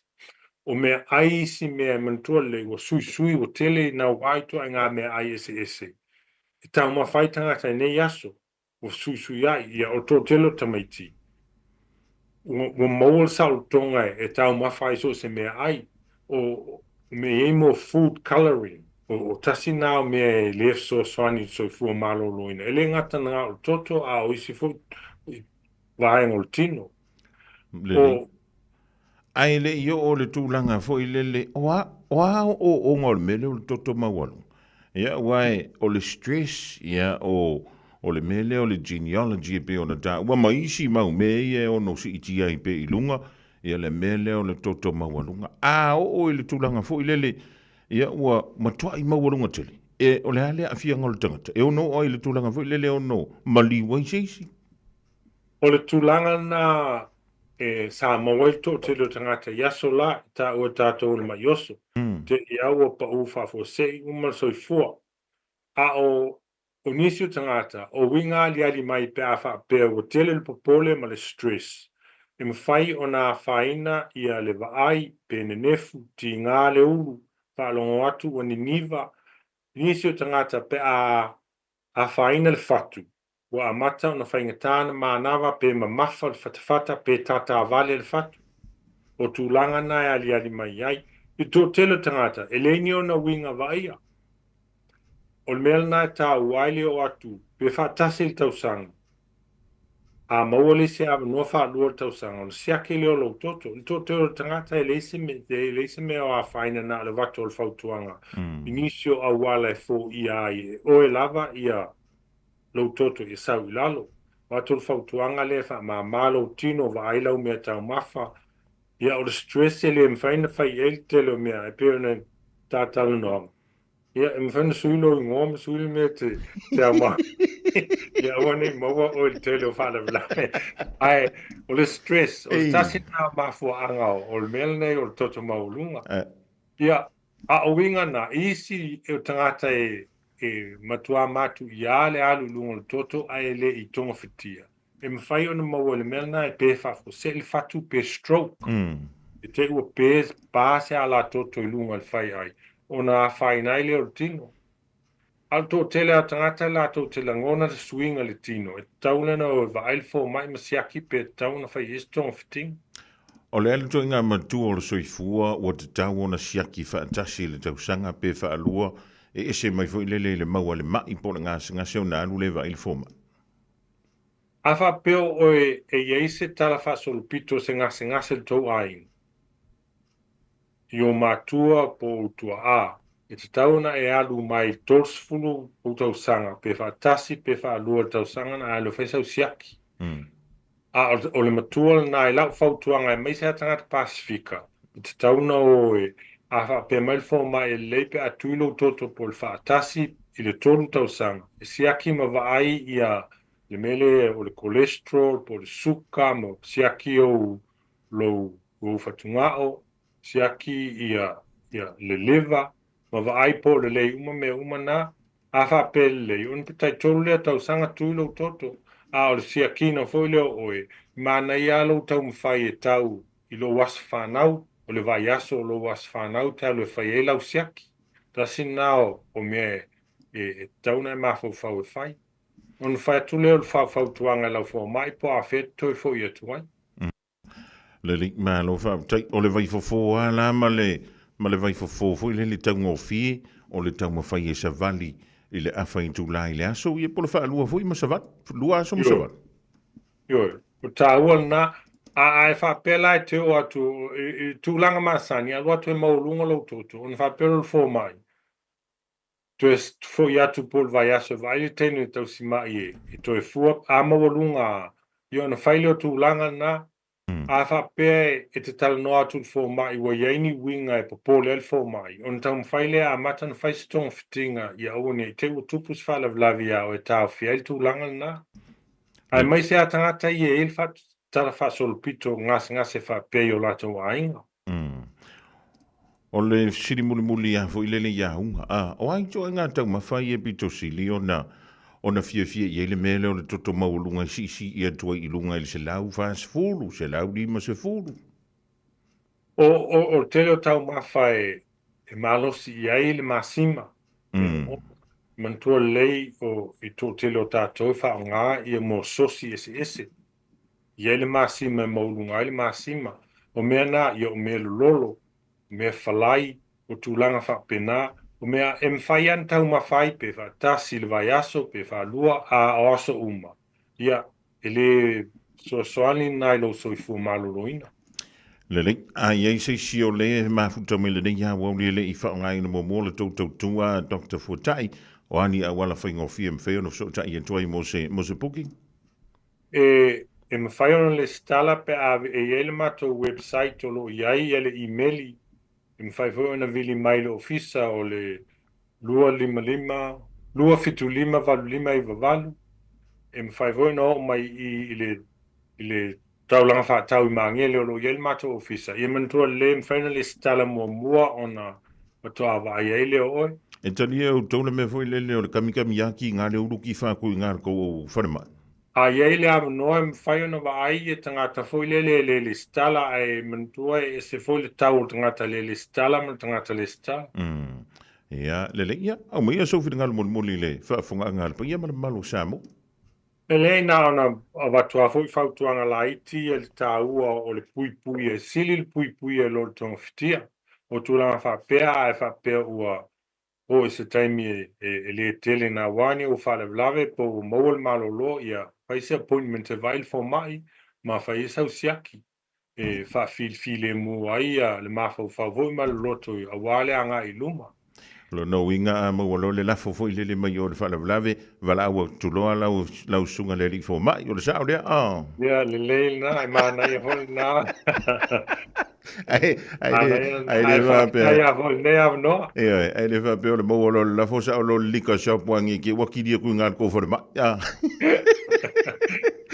le tele Dr. Futai mo le no tanto te fa so ai mo tele la singa to le dinga Aoauli en tanto to felo i per Futai e fa so fuat fo ile malu fa fonganga ne fiafia Samoa. So i forma ia manuia o le sunga ia Dr. Cyril Futai o le Beta Drive Doctor si mangele lua fitu lima valu lima iva valu. Numero na la tu telefonium feo na evra au iai ia e frai so booking ia ona mawaila ia leo le tau pa u ia o le dai iai le riva tau o le wan tolu midu tu te nei le afolo tasi 24 hours a day 7 days a week Radio Samoa streaming live on www.radiosamoa.co.nz Beta Drive Doctors i le tau langa wha tau i maangele wha pēr manrua o le vainga o so ngase pe amana o mia e wha tino e fo i matupui pui o le whana witi o tupui pui le COVID is flu river mo i lato is flu on tausanga malunga atu wha pēr matupui pui o le flu wala au telefoni lua lima fitu valu lima iwa valu mo so wano e wha tino ai nei au nanga o fisa fo maa i maangele i taftafane o le McDonald a manrewa i taftafane o le whaletusi po le Public Library Beta Drive Doctors Clinics O esi la fia e iwa tesi ma le tolu wha miliona tā la le se leni ale UTOS ua toi whaasafua atu i ona sui whai unite i le lua o lua wha. Whai sau teo ngā tupe e teo wha whainga luenga ai lau se leni ina ia vave wha tau nuu se wha moe moe tā ua a lau a inga wha pe e ka le sia. Wha o ngā au nanga le ANZ po le talofa voucher, le M tā la, ma le My Cash e ala i le Click X. Wha afso tai mai le ono valulima lua ono iwa wha iwa, le www.utos.ws, po le emaili o le info@utos.ws, po le Facebook, le UTOS, le wha aputu ngā tupe teo wha whainga luenga o le mawaenga tau Ausia Samoa, te whawhainga luenga e mātou lau selengi, ai sele e oe le manuia. E le whaingofia le toi fwy anto whanau ia onga ona o le taunga tau le soifuanga wei nei. Ai o te pera ina le Digicel te whaapitoa e te ono manumalo ai I whailonga ta I 5 selau tala cash e se fulu e se ina yaso for Waylay tai tasi e 5 whailonga ta I 5 selau tala mo Risila 5 whailonga ta I 5 selau tala mo au se talia la fone lonsa utapa lusu tala pe siliatu mo soa baroi te ono manumalo ai e te anga wa fo ipe a whaongale au unanga le ClickX e lafo ai le sele ni I le MyCash a le Digicel I Samoa Fiti Tonga Mavaruatu e ia inga o le rei whaapitoa mo nisi whaamtalanga asiasiane I le DigicelPacific.com Sekia Digicel Tasilima I Fatolu Amo Radio Samoa Bread of life sent down from glory many things you were on earth a holy king a carpenter but you are the living word say it now come on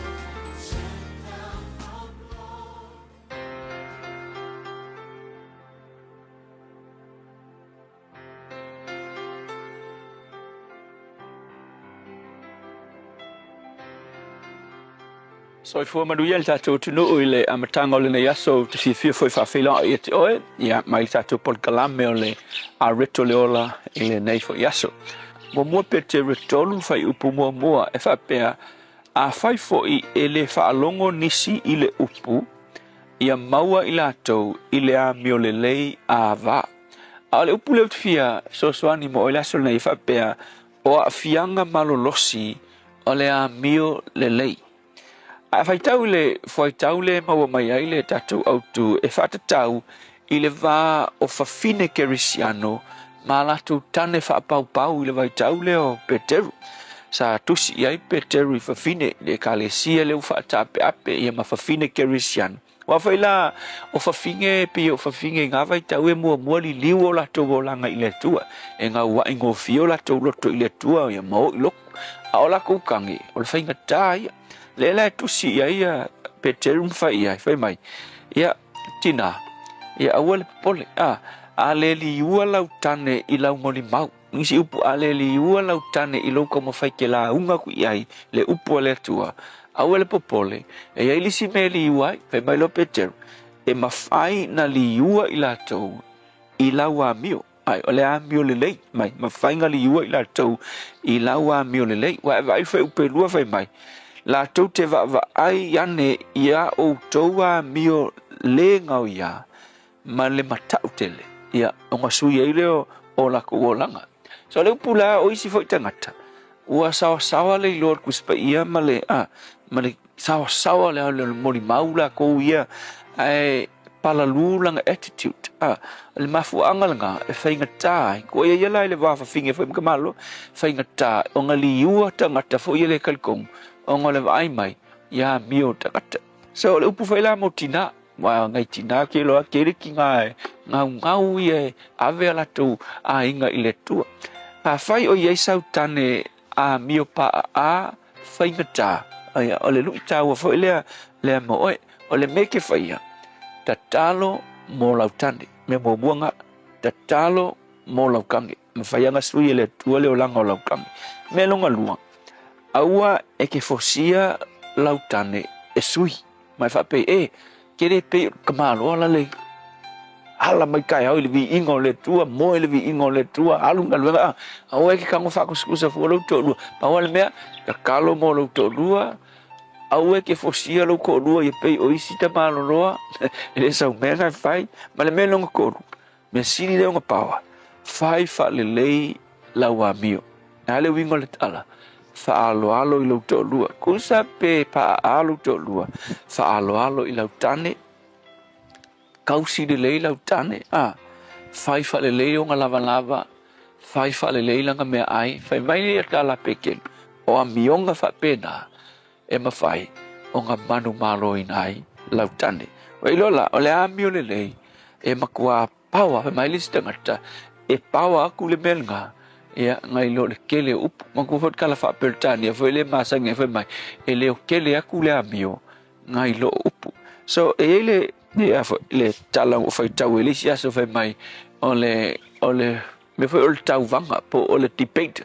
na fai le va o le tanga ka o le imam o le fai o nga isalama kamasa sa o ye ki ka loko a ko le Quran ia ole fe tau ia ka ngal professor isalama male kelisiango le ma e songa poko ia e fai la le debate ai fa longo ia ka mai ki university ma fai a onga le university kele America fai le debate wa maka kia le alo le imam ba e kele me ma la mai la kusinga pa iengi a kelisiango le ia ele kelengi e ma ele ma mo le imam ele kele so ngai lo pa ole me lo ngai lo yesu le alo le tua o ia e fa ola ina ile tangata bala vea ile tangata ngasa fai debate o mai fonga ole tau akanga kelengi kangaka e mangumalo ina nganga ile imam ongole kelo fesini makali alu ole makua pe kaufe ai le alu kamalo o ka isa la maonga la unga pe ai umai fonga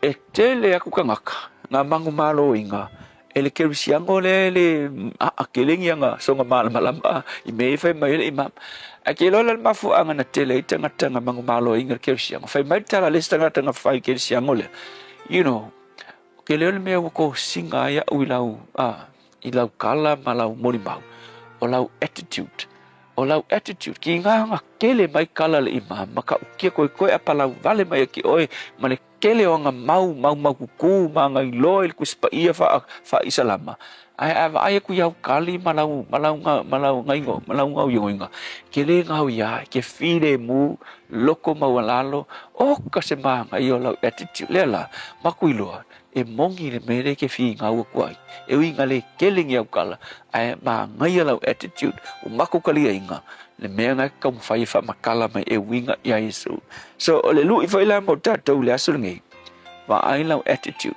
e le kele o lo wiloa e le kele lo poko ke fi ngau ai va ai lau attitude o le me siri de o ka ua e to sinai tangata mau nga tangata fa mau ngi ai le mea le ko ngolo loko e ke ka fai e ta watu I tangata le tua e moni lava o onga you know po le alo mako I loyal ni sio taimi ai le ofa kasi malo mako attitude e le fa mau ngi le tangata so angi mai ate matou ne yaso ona o Yesu amen.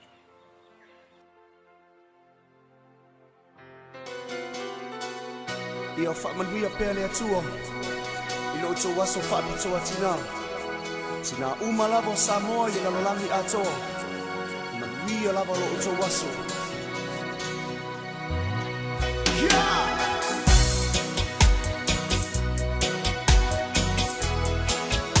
manuia tēle nai sa tina Happy Mother's Day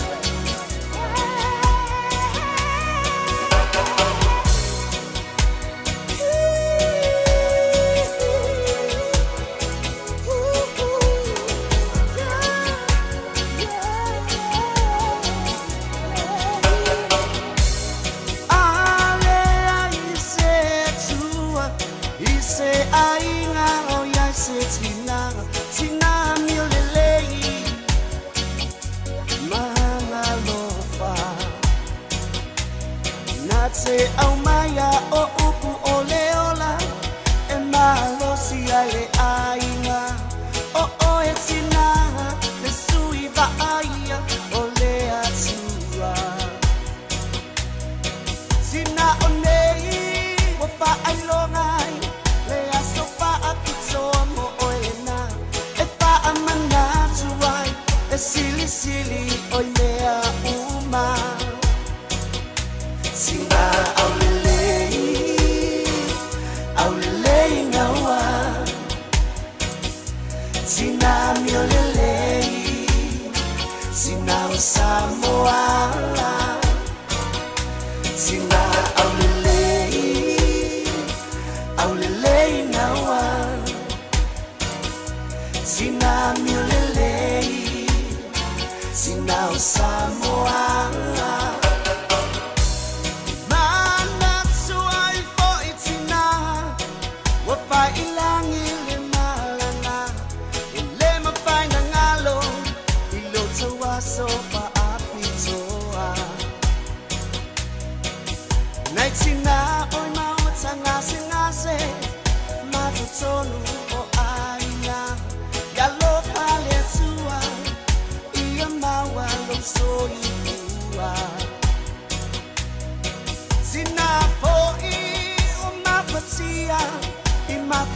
anga wavala vala alofa anga esilu na momoli mo oelena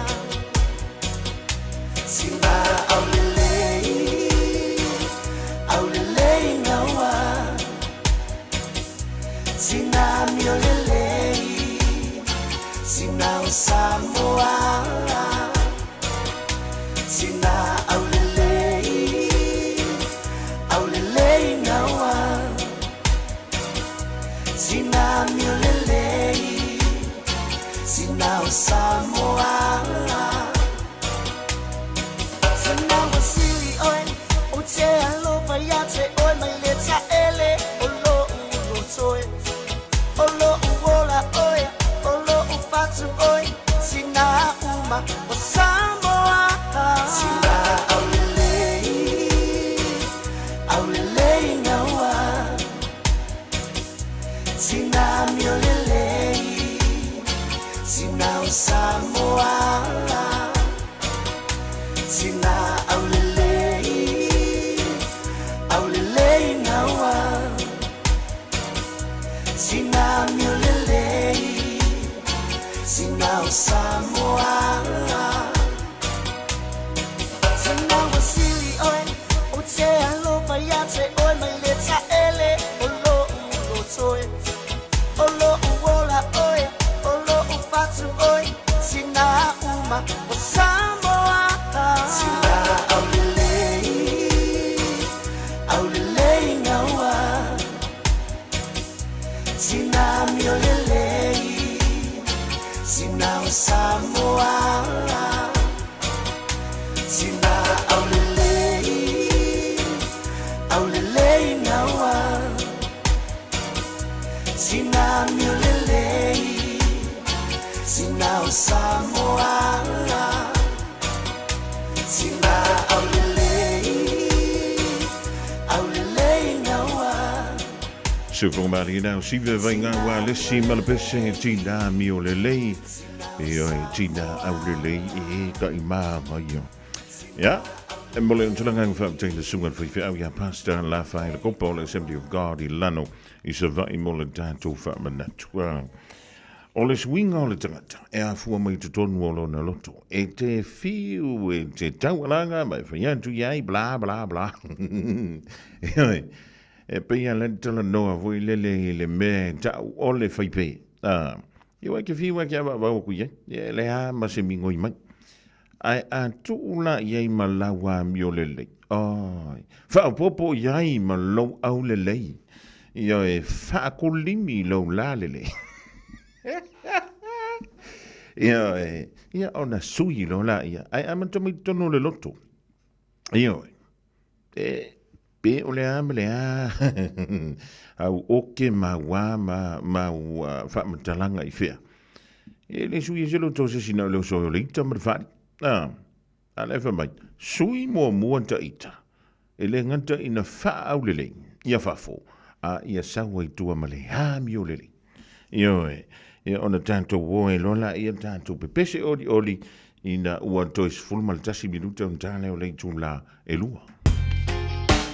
Radio Samoa Tasilima Ivatolu Amo Radio Samoa Tasilima Ivatolu Amo Patalawatu nai Tacoma, Washington, America, le mau toma ye Teresa Naufahu.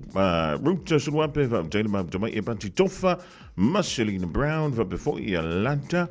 Ioe, come for ye scheme, Nicole Ware, but 12 hours you can map. Original Tato since the Langa to the official radio Samoa, Toe Awidatu. Ya Tato telephone with Pele Fafo ye late to line Tassi. Ile holiday Maya Seuli Umalau Lefi. Ole fa silanga Momua EP on a Masia ya so Fipia or Tato Tusi Lua Pele Tusi Ole Van Filifili.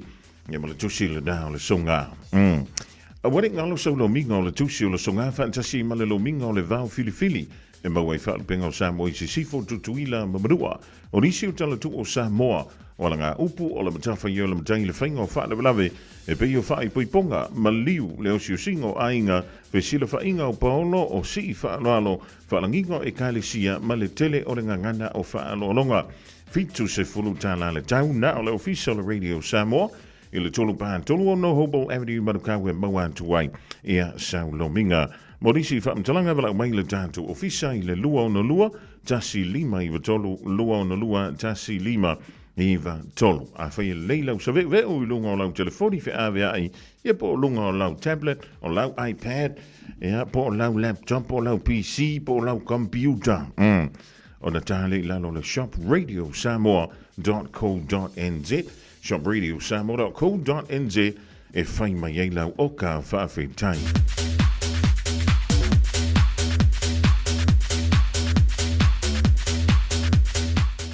O le isi a tātou whaalinga mai le ainga sa lua whahu. O le a sopo ia le marvale i le whongatia sau. A ua sau nga tā fo i le tia e pei o le tā ngā tia na yutu malama le mele. A walau whaafunga Samoa e maise upa ia maululunga e tūmau pēr mai le amatanga e o antu le ngā taanga. Tulau na lava. I le awatele ma le whaaloalo e toi whaamaranto tuai le ainga sa lua whau i le pitonu o tā fito i māngiangi. Ai maise paolo mga whamaululunga e malu eisi o mātou ainga i sa mō matulu inga i fia o le laulangi. La tātou mātanga māsani e whai unga māsina te tasi e whai ele le aso lusfulu i vaumanti le tulai lua anga i le whai le fiafi. Lua i le Aoauli anga i le whai le fiafi le maunto le teitei whono le se fulu whape Salo Place i Otara. Mole mana tua mai lau la fonga e whaia i lau whiringalo malie e pei ona tātou whai o ngā whonoina.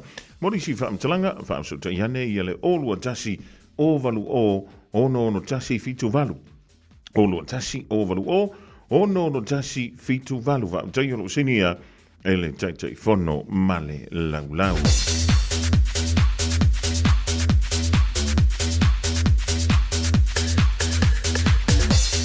O le whaasilusilanga mai le Whalelalanga Village. O ta pena i le Whalelalanga Village se mafutanga mo so se tausanga po o le matua. Mo le ono vai aso e whaingoina o le ngafa tauli maina o lau soifua. O se porkalame fsosoani e tuai i lau soifua maloloina e whaonga haile ngangana Samoa. Am tāntu le aso lusfulu limo manti i le se fulu tai au nga i le se fulu lua i le Aoauli. E whaia lea i le Clendon Library, po le whalatusi i nai le bitunu o Clendon. Whaafsota i vave mai nei te iwa misi lau wāwanoa. O le emaili e whaafsota i mai, o le penina@falelalangavillage.org.nz penina@falelalangavillage.org.nz E awani si whaamtalanga e winga i le tātou polokalame le nā whaafitai.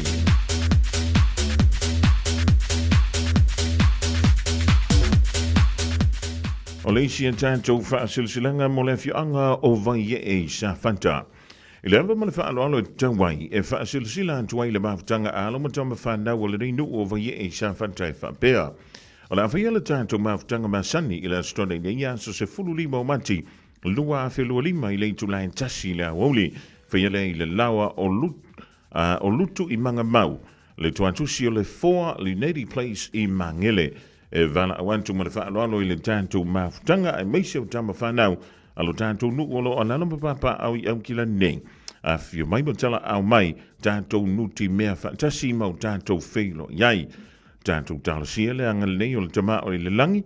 Pe atu sai malo le whingalo moli e tilo tau soi fua masau nei ola tātou wheilo i whiawhiai.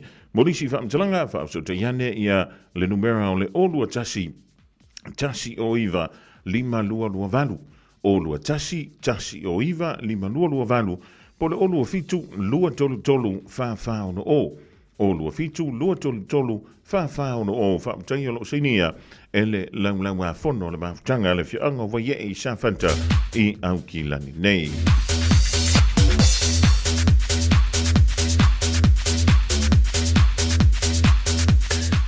O le isi a tātou whaalinga, whaasilsilanga mo suli matama whanau le whianga o Māngiangi.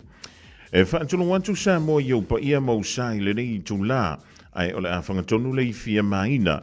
I le aunga ma le whaamoe moe o le nei whaasilsilanga. E wala wantu ma le whaaloa tele le malu o suli ma tama whanau uma le fio ango mangiangi e whapea. O le awhaia le tātou fontanga i le astofi nei o le soa so sfulma le tolo o mati, lua a whelu o lima i le tulai ono i le fiafi, mo le whaatala no ina o se mata upu tāua tele. E whaia le whaatsinga le no whanga masani, o le tuatusi o le valu aua streeti o Tahuhu, i le whonga whalea lunga o le mauta, Morisi whaamtalanga whaasuta iane, i le olua tasi, lua valu fitu o, lua o lua. Olua tasi, lua valu fitu o, lua o lua. Pole olua tasi, o valu o, ono tasi fitu valu. Olua tasi, o valu o, ono tasi fitu valu. Te tonu ala atato feilo iai le aso i le lofa, maleanga le lei o le lei whaamtai o lo sinia, ele laulaua fono.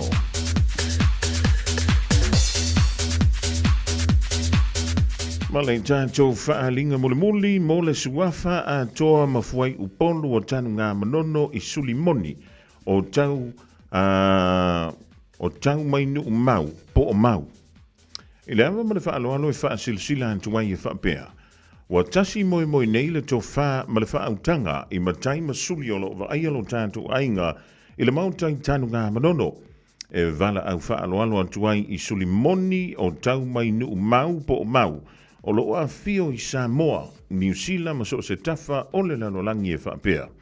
O la whaia le tātou whilo inga i lea so lua o Aperila, lua a whilua lima, i le tulai lua i le Aoauli, i le mau tafono o le ainga i tanu ngā manono po o mau i le suafa a toa mafuai upolo. O loule au ai mai, o le ale tau fiai se whidangalo au tasi, ma fulisia i ei whidangalo le ainga, tapule le alofo le tue i antiela o tau soifua, i lea aso tau poina. E whaamata e te whio mai lava ma au mai lau taunga e pei o le upu na whai le pea.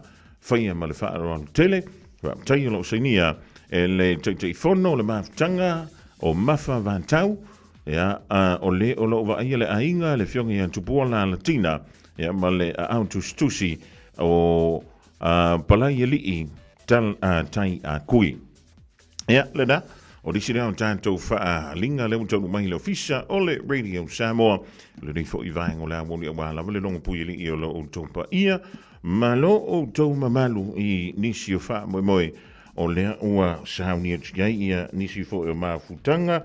Ma ainga le ngata i tutonu o ni usila nei e wha pia fo i lo tātou wha sinabanga i Samoa. Toi lua minute manai se kone i olo toi o na tale o le Julai lua. Telefoni le Julai lua. O te mana tuaso o oe maau.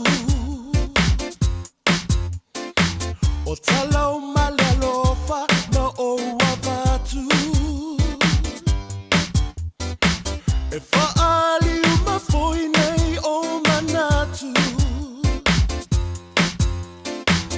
Ele ai maseisi wana o au.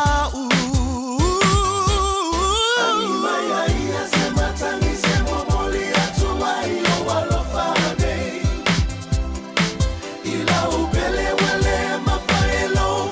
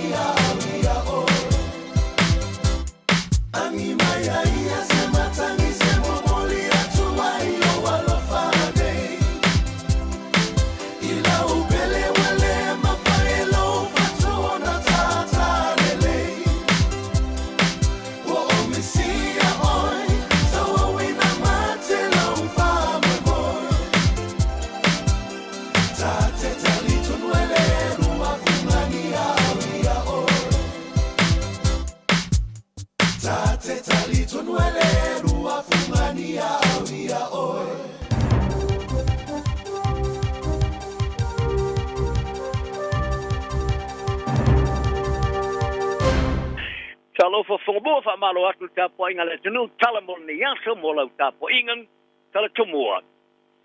Tu sia le tamatai pāre mia mo mo New Zealand and tu sfaitau mo tamatia winga i tau singa wha matua.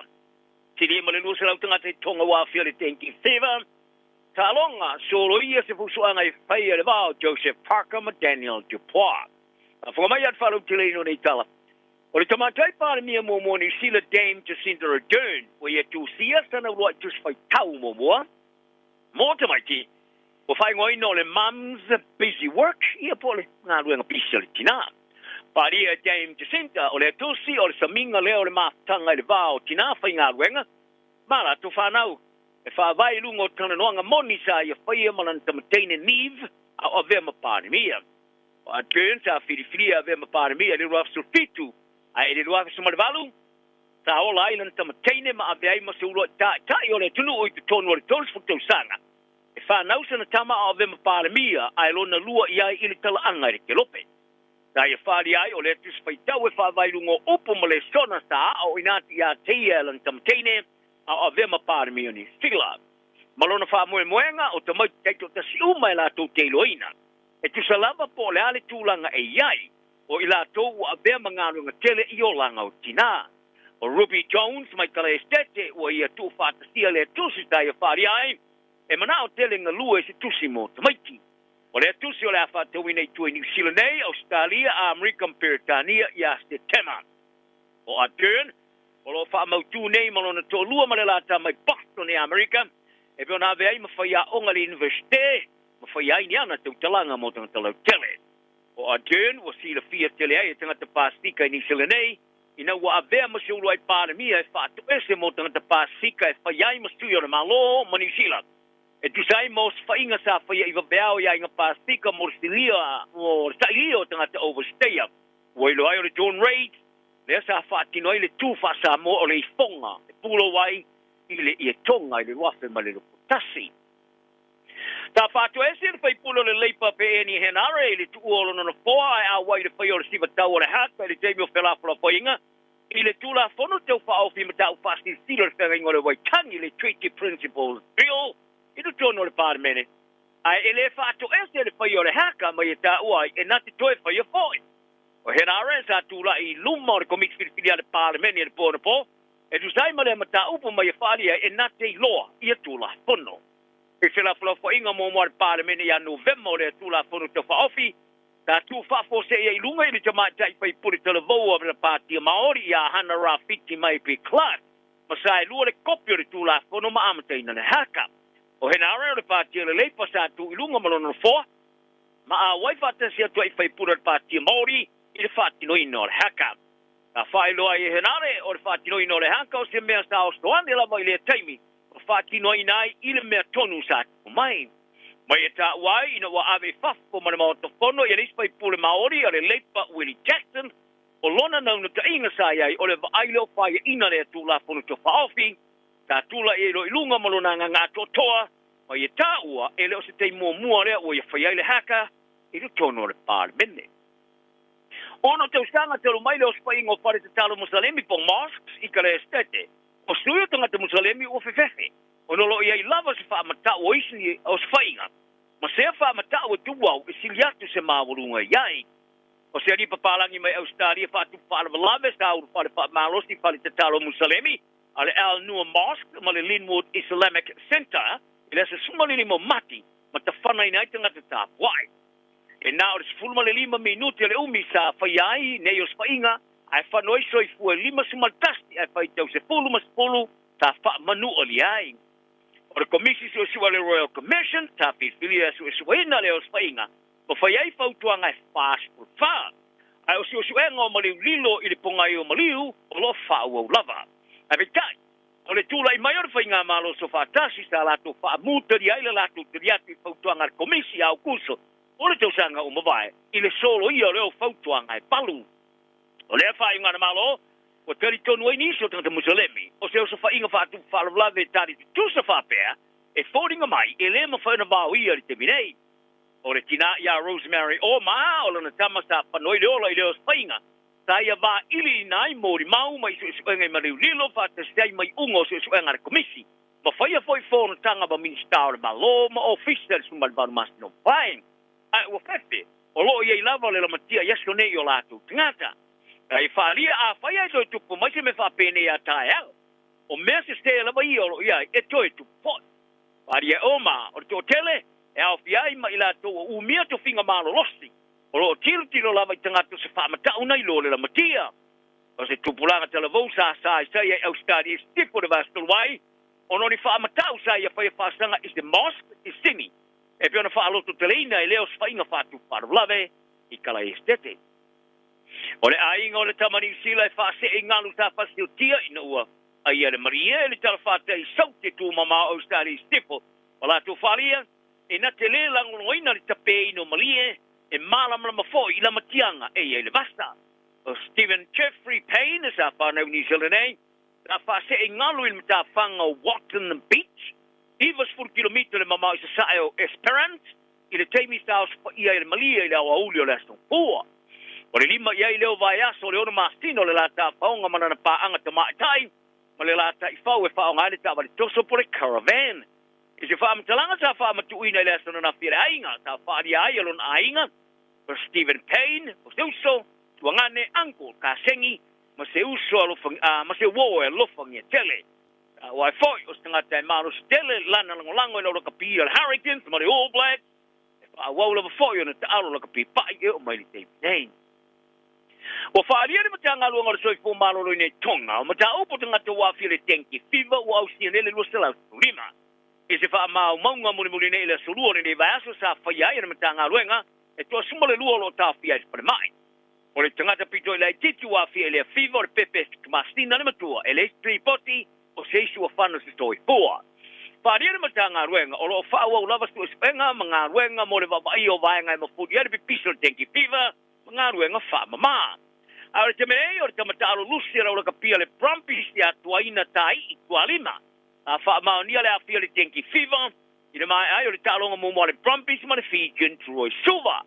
O le talonga mua le atualima o le tamara sanga le supala kapipa stika i le talonga ma le Troy le Somalilima o le masina talua i o February. Ta ripo tia i le rominga le Fiji Times, o le atau le lusu fitau sanga sa tue whau i tua ma le talonga sa whai in Island au le Western Force. I le whasalonga i lua le tamara sanga, ma le talonga sa whai in Island Chiefs i Hamilton. E se whaamatalanga sa whaali ai le Brumbies. Sa whai e umala man au, i a fuafuanga mo uma mo le puipuinga ma le tenki fiva e peitai o tuarima, sa mai ina ua mauai i le siama o le tenki fiva. Talonga i lo toi whata o toina le tamafusu Peritania Daniel Dubois i se la fusu anga manupesori ai lau le Joseph Parker. Ai o tino ne e fusu ia Alexander Usyk o Ukraine, mo le champini ai ai o le rorangi le pangamafa po le undisputed heavyweight title. O te pua o lo ia umia le champini o rorangi le pangamafa le IBF, na whaafosek o na mai. Ma toi whaui mai ai tua e toi luaso. Whaiele la fusu anga mapaka le champini o lo ia umia le sorus pulu le masti tolu e February. Ai nei lole toi whata o toini o se isa la fusu anga mapaka. Ai o taulo ai nele vai e te pua ia Usyk. Leo lo ia umia isi fuse tolu o le pangamafa. Lipo tia le Sky Sports i Peritania. O ia ele wha moe o le tolo o pinga ti pua o se fusu anga i mwhena whaia Peritania. I le Malaya le Wembley, o se isi o Malaya mwhena whaiai. O le whaia ina muli nea ti pua, o le tau sanga i ruafi mara futolu le sa whaia ina ia Usyk, ina o tau fia le fusu anga i Polani. Le pua e lusu fit tau sanga, luas furu lua fusu anga lua whaia ina le lusu tasi manamano yoti. Na ia whaato ila loina i listam Peritania ia Anthony Joshua, nana fusu anga muri a Setema, tau sanga o mawai. Usyk, luas futolu fusu anga e unoma le whaia ina. Tai whaalua foi o nei whaato ila loina champini mo mole no langi le pāma mamfa, Tyson Fury, ma Joshua. Wa pēma tupua ma Derek Chisora, ili teimi la valea. O le tamfusu Peritani sa muri manumano le champini a ia e le pāma mamfa, Lennox Lewis, ili afe iwisalau iwa simatasi. Le sa whaia ina ito o le tai David Tua po pamuinalea, ina ua fusu le champini. Ele o iaise tala le temirei, o a fea i alisi fusu a ngā pāka. O le huka le Hurricanes ia a safo o mua fiu e matamata le kapi, ma ua le ono sain o le toe fia stepo, i lunga o le malai. Kale mai ono wha maro lori, tau whai ungo le tau sang tuluai. O le huka le All Blacks, o le atu e taliu le malai mo stein mo mua le tau sanga nei le po atai au lea. Beata alo le Hurricanes ma le Highlanders I Dunedin. O whiriwhirieren fōre au whale o leo whate se mare pou le All Black, Tara Lomax. O whainga tā tele ia au moana whate tele o mitulu ai le omi o le teimi sa wha marolo ai.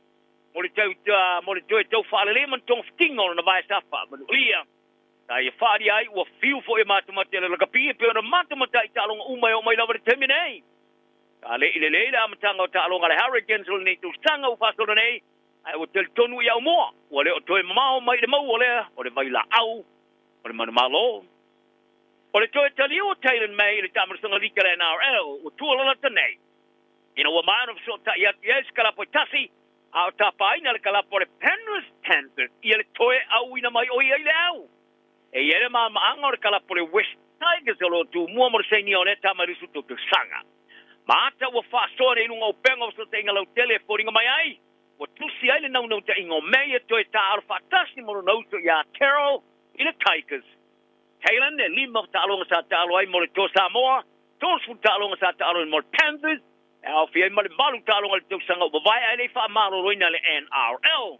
O tūsanga taruai sa mori ai, mei e tūsanga tua inga te bevesti, ta fia lun tō lua mai o anai na whaamaro roa le NRL.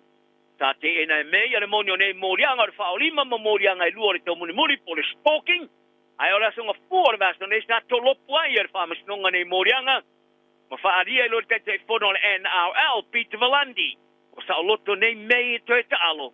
I le mai ai o le atala sa vave ilo na iailo na sootanga ma le Tigers, le sa lato whirwhiliaro na usa ia Gerald a olumana I tamarasanga o le tausanga nei. Ai o le teme nei o tala no whala o tele nei Dylan Brown o le Parramatta Eels kira na whaiunga e sa nianan whenga ma le Newcastle Knights. I lono whalia o se tūlanga lea I le manu pui o lon tāleni, mo le whenga inga sputau sanga ai lea o tupe. O lea whenga inga tele a lea tau lea sa mo ni we kiwi, mo le sputau sanga I samara 15 miliona tala, e whaasea tua I Newcastle ta wha mauni ala songa poa, ai o lea sona nafis tei mua lea o tala noa I lea whairipoti. Ta ia ta puni ai a manatu e whapea, o lana whaiunga e stainia lea whenga inga tele, o no le kupe, e veitai, ta whaasino e Brown, I le whenga inga po e se purutau sanga, le sa la tau sainia ma le Eels. Ari e Brown, e pulu e lama tangaita I ona langona whaaria. E peitai, sa tilo I lea whenga inga sputau sanga, o sta mea valea ia te ia pe a whaia na te lea talia ina. O ia ta uai o le malu pui ai leo lan tāleni ta alo umi, whapea, malona a inga I tu tau seleni. Kasau, tala nao le yaso I ai perfile e mua tang tauma, manuia le so.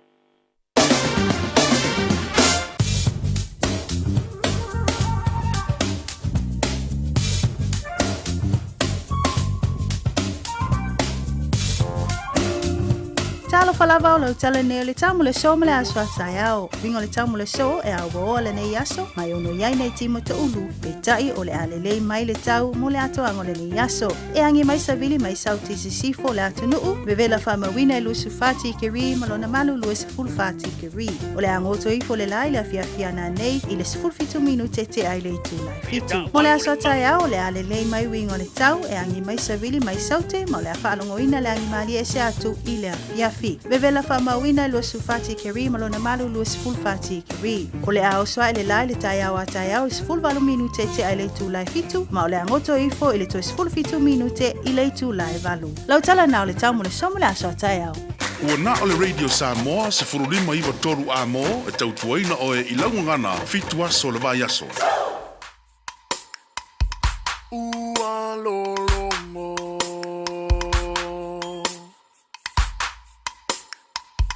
Ua lolongo Fuss, so Ua lolongo le fua ma le pao Sa tua tula I mai a sautao Tui sa vai lu pe moni e la ufa alongo Ta fia tauria se tufa ngau so malo Oi Samoa Oi Samoa e pea sa a fofo ngai whakafofo ngai to a fia mali e isi au I tūlani e ua e masani I le aini usami e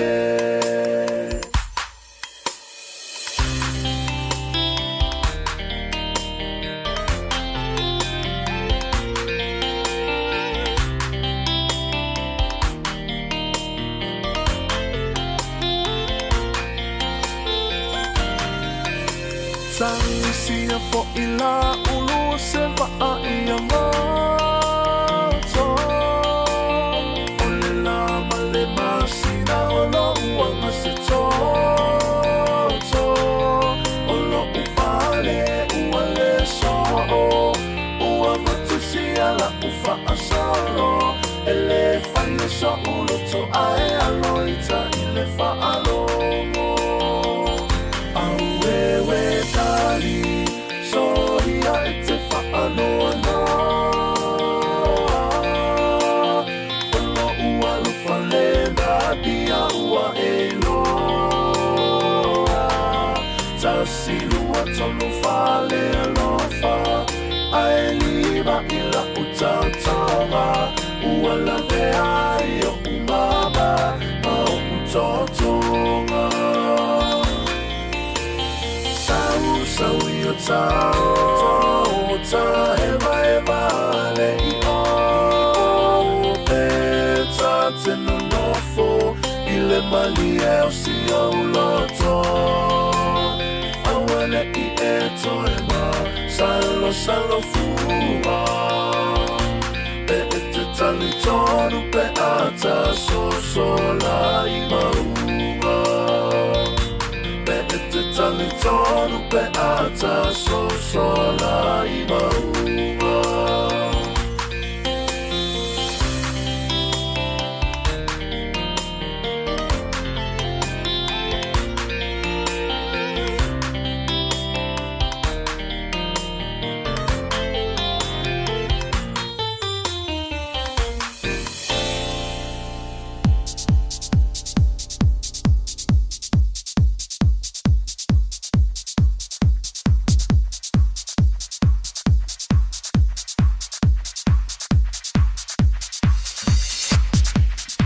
Whaakianga o le rivaenga o le Aoauli vai joy fo tātou programme whanga solo le fo I taimi o le aso I le was full valu mala awhabiri o tela wate nei a le tu la e lua vau tai antu I si uli malau leifi mo tātou tala e peo le whaafonga antu ei mos whaapoponga I le tu la e tasi la o lia tāu ba tātou o lia le lofa malanga le o le tua whiawhilanganga o le wantoi Maua le ringa wano whaau whilo I entuai I le talanga lea ia tongi sia Pio Wilson o le tautuamala o nanga Alo mega cars whausanga I tonu lava ma le McDonald's I lunga I nai Cavendish Drive Lua se lau Cavendish Drive Whaatalawantu lau talanga tongi sia Ma lo le soi fua manuia manguia Kiri si masi marakausanga fōmara e seka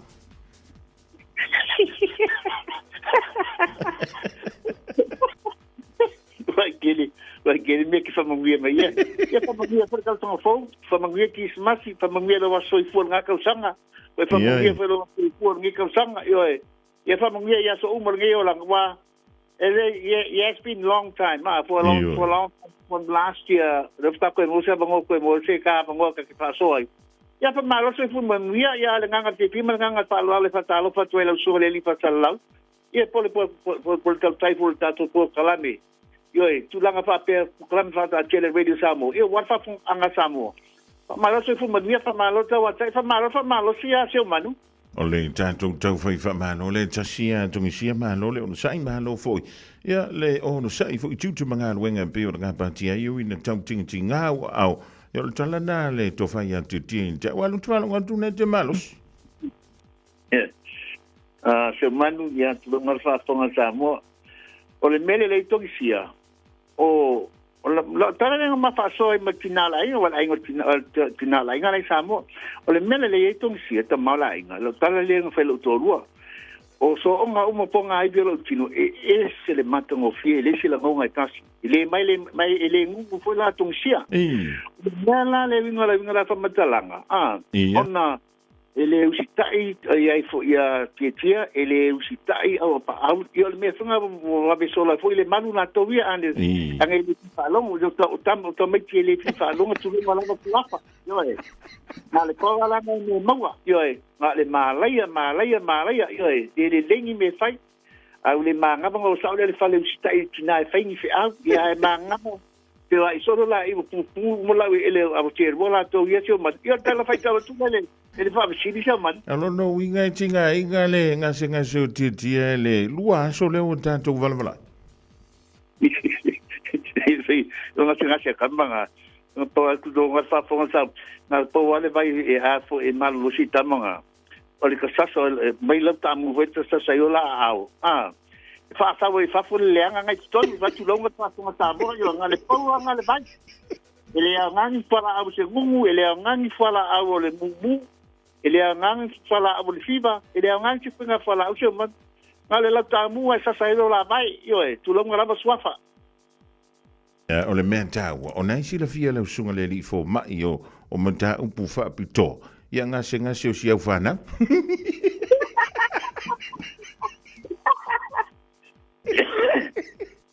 Exercise, mai se sela, exercise. Ifu ke kilo koe. Ia se sela, ia vai au sabali ngai tua, au sabali tua me le mako story. Sa, te maa whena ke exercise. Ai, tate fo e mata di, ai, ele katele la ngoa se me tasi a chum. Ya to rua le. Ya ngate ba ai.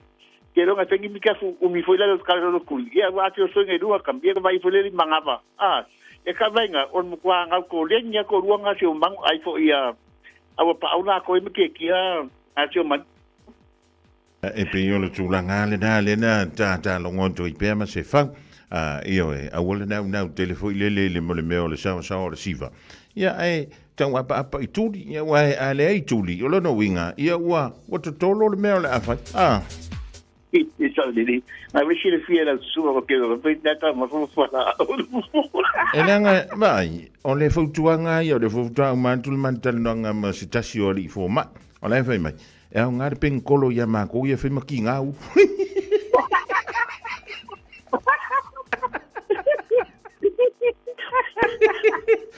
Ia o tona e foi le fia le fuala au piniki e po le fuala au langmo. Ia ka ilo ia, o le sa onga onga fuala au tongsia. Ika ilo ia, wala to ko nga fala piniki pa ki le fuala au so I fole pina so tolo, mo fuala au piniki. Ia. Pe se lava hat. Ia. Fala, mo ko le e fa mangi pi fer koko. Ia. Ke la mala fala au dar nga ka fa mangi ki koko ai au pa au vai fo mo ke kia. La ngo au pa au ia wa wa ki nga inga lo ngas. O fai de kala voile wo si dinga kari se wa ka mfai wa lava wa pa wa fa mai de kala risko inga. Ia e, a le menta wa lo te fala wa tu le nga o kala ia o le ia nginga dungo le ia ri tong se fa mai.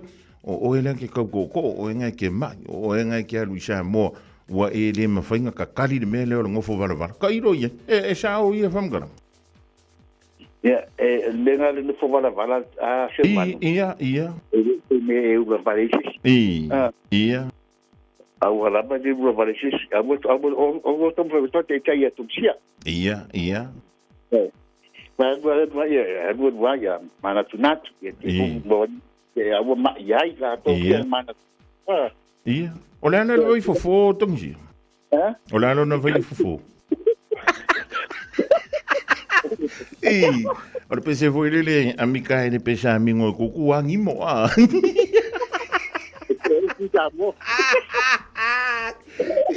sa o le cara na fa finga ti andi manolo e ti manolo vangi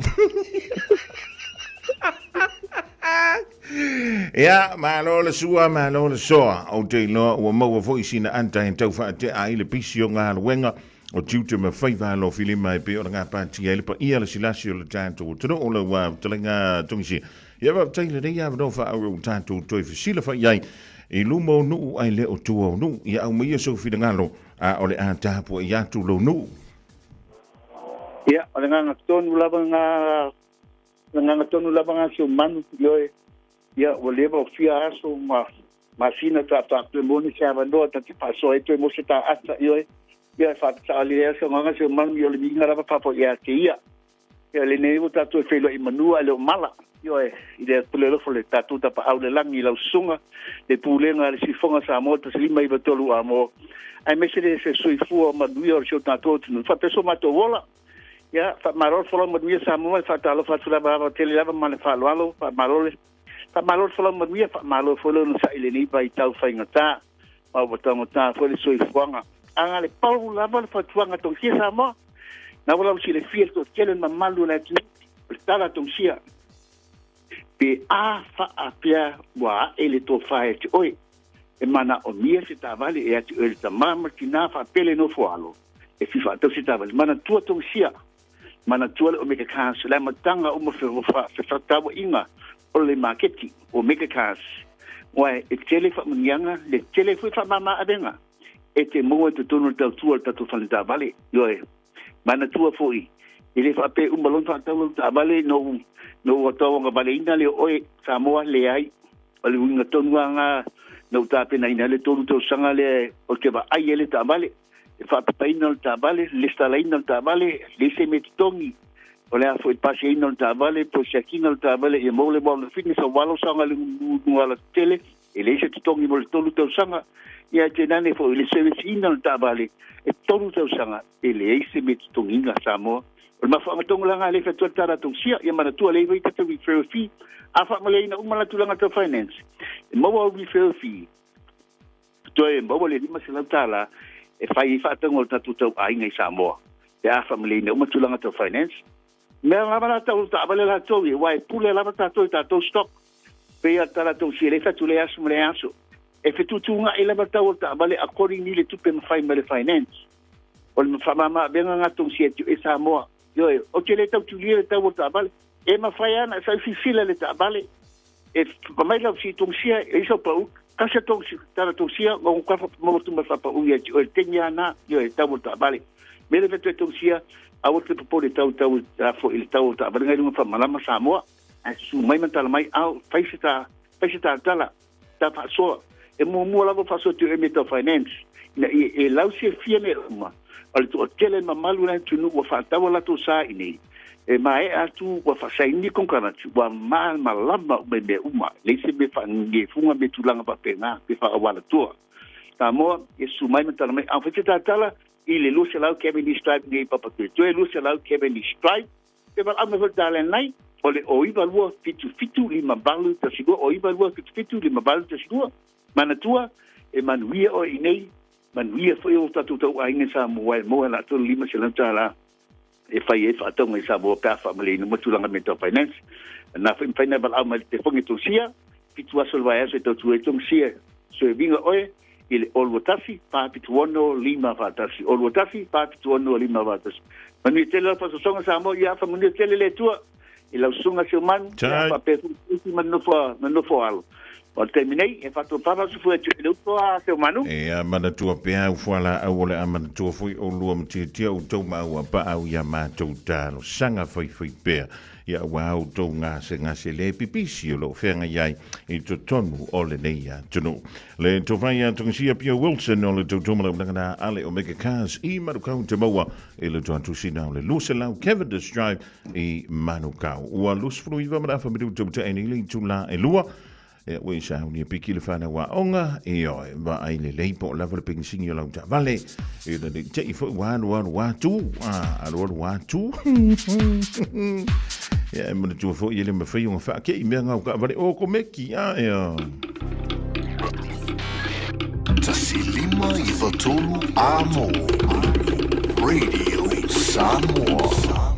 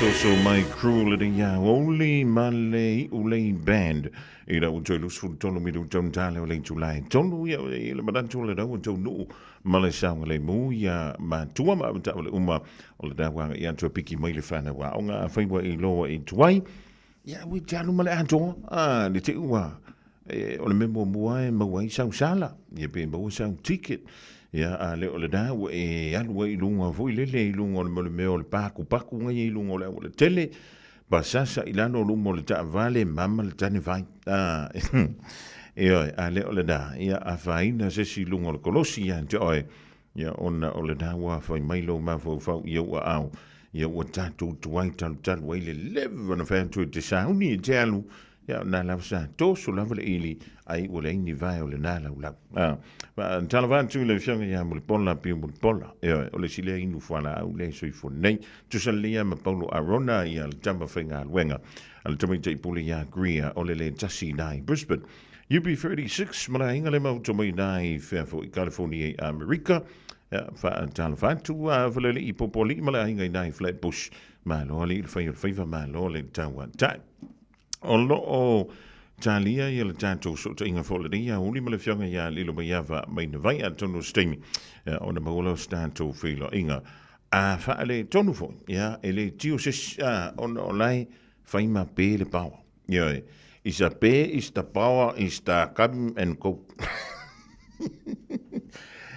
ole me pito silia ina fa no ele tulanga le ia ona ole te frite watu ile tele o fina ngalo faalia me se ilan to ye ya lan to pisidisi ile tulanga fo ile le ole afaina tuai ole afo le gas me se la vaia le gas se no meni u tamafa ya fe ole wa umana fa titainga a fe wa umana fa se booking fo ile le o se mali ya ole mo sa uni tu fo ile le amatona fa kuka ai pe me lo mo o nga umu alu le wila ya ai le ngi o nga umu alu le kish le se o nga umu alu le karasi ia le ai se fifa le le wai le se fa mo se si fa iname ia le la me le afa ia me tu ai sa ia afa iwa to la mai le pa to pe to la mai ma tu le na ile so no tele no an to le mata pule o ngalo fu ia tang tele na ma tele no ile me la vale to ile tisi a pe le pa o lono winga ia ile taimi fo ile le male tulanga e ono to la mai ia ele saula le pawa ilona malo si le fa tapula ina le mafaiona tali fo le la mita ya emisela vantantu oloa ia alu le tise a saula le pawa a la e ola ia nga le pa I mai le mika nga ele pusa aisa ya ale fiki mo le brika pe a fai fo le le tulanga nai ya lo no winga ole a ia le fa le ton ale mu pa ia e pa mu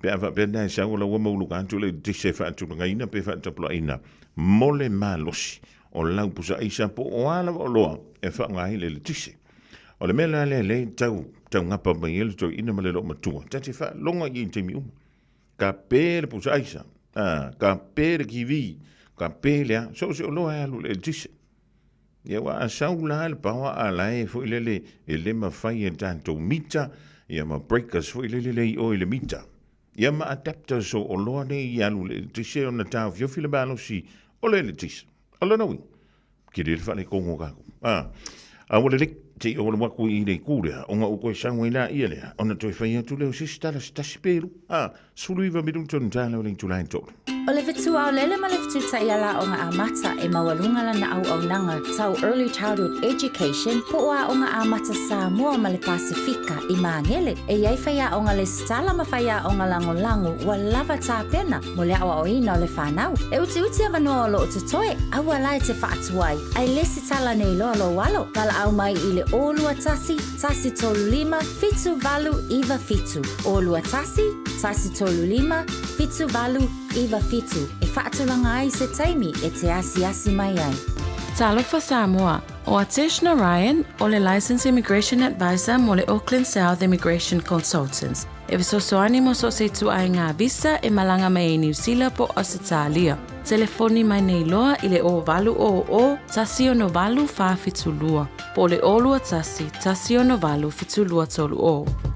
Beta Drive Doctors i le taulanga whaatau I maangele, whaapea manrua, mo le vainga o so ngase pe amana o mia, e whaatino e fo I matupui pui o le whana witi, o tupui pui la COVID is fluiva, mo I lātou es fuluan tausanga malunga atu, whaapea matupui pui o le flu, wala au telefoni, 255-25 mo so wanoe whaatino ai nei au nanga, o fisa whama I maangele I taftafane o le McDonald. Amanrewa I taftafane o le Falitusi po le Public Library. Beta Drive Doctors Clinics.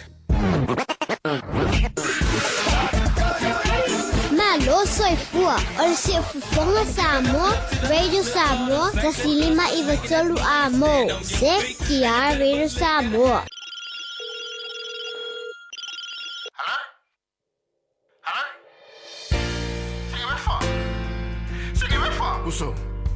Uso, mai Aoauli wo senga wefa. Angi mai le savili, I le tui matu, whaalongo ina, ona malu. Ako whaatali I le whale whaatali pasi, le taimi e mana vai oi hani. Ua te aole ono, ua na olo unofo ma le popole o si o uloto vili lau telefoni po ua e mana ai tali ele whaatau vai fala ua solo le falute ua malo si le tupe o fea e a lea lofa I lo tau tonga ua manu malo whaao sosola o fea e a lea lofa moni se ia o I le o ti ua sui ai lo tau fi se ne wefa toe fo I mai e whaatau ta whangu vai tupe mawa e te sa o lo toai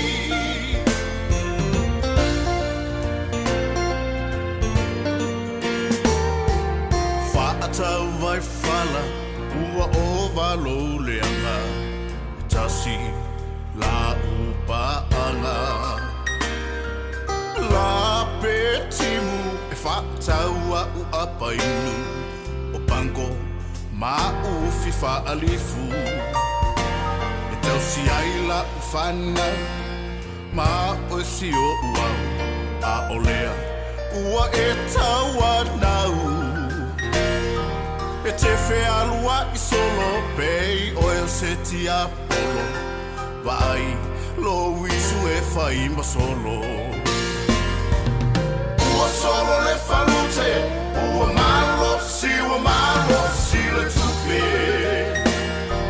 O fea e a lea lofa I lo tau tonga Ua manu malo Whaao sosola O fea e a lea Famoni se ia o I le o ti ua sui ai lo tau fi se ne wefa toe fo I mai e whaatau ta whangu ai tupe mau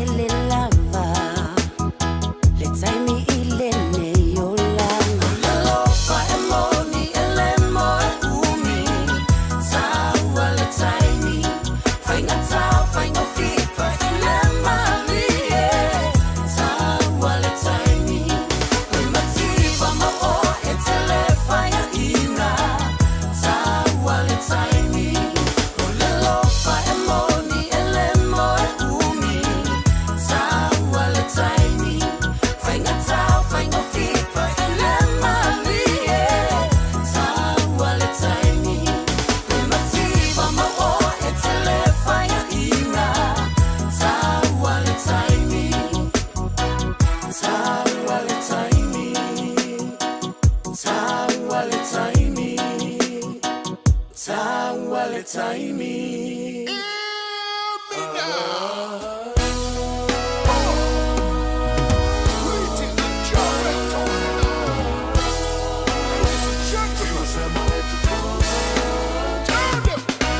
Afaio se pese Aua lofa I tusia I niupu Ia maua iai la ngona Se ua pele I loto mamana tu Au ni alofa anga I ainga mawo Ai ai mafutanga O maua o mao Usu se pe se malie Usu se pe se manaya Ese fatu pulangona Ese fatu pu fia fia Fia Ese famanu ai langona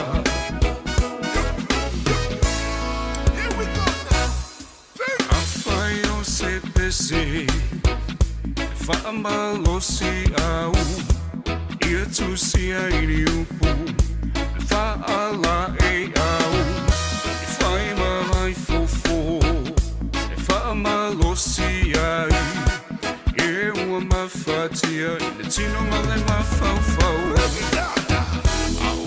Supermani na o le tofanya fiu se mo le tofunga le rivango la Aoauli ma le pese usu se pese mali e wa mali le pese e ma ne fo le tene ya ne le fo le tene au le dream le tene ya o le fo se tene ya tanto ono sa yo le fa ma pe de power le fa pe fo ya on ya ki miuma o le wa to iva me tu tana o le tulai tolu le fo I vainga o le so le tutua fa o le radio Samoa tasi lima iva tolu a mo a fe le tama to mai ma lo le soifua ma le langi mama fifile nganga le mo le tanto filo inga pe o masinga ya Aoauli o so luma stofi tasi e le fionga ya lu mai ava mai na vai le suyo le tanto wala le pe o ngalu puno wai mai tonu o le tanto o tro I Samoa e ui lava ina fa le tonu winga o le tau Iai fo I ma tulanga fo I le ma alo fia pe I fa le tono le tise ya lo tau fai mai lava le fionga ya li lo wa lava ya le longo puili o lo tau pa ia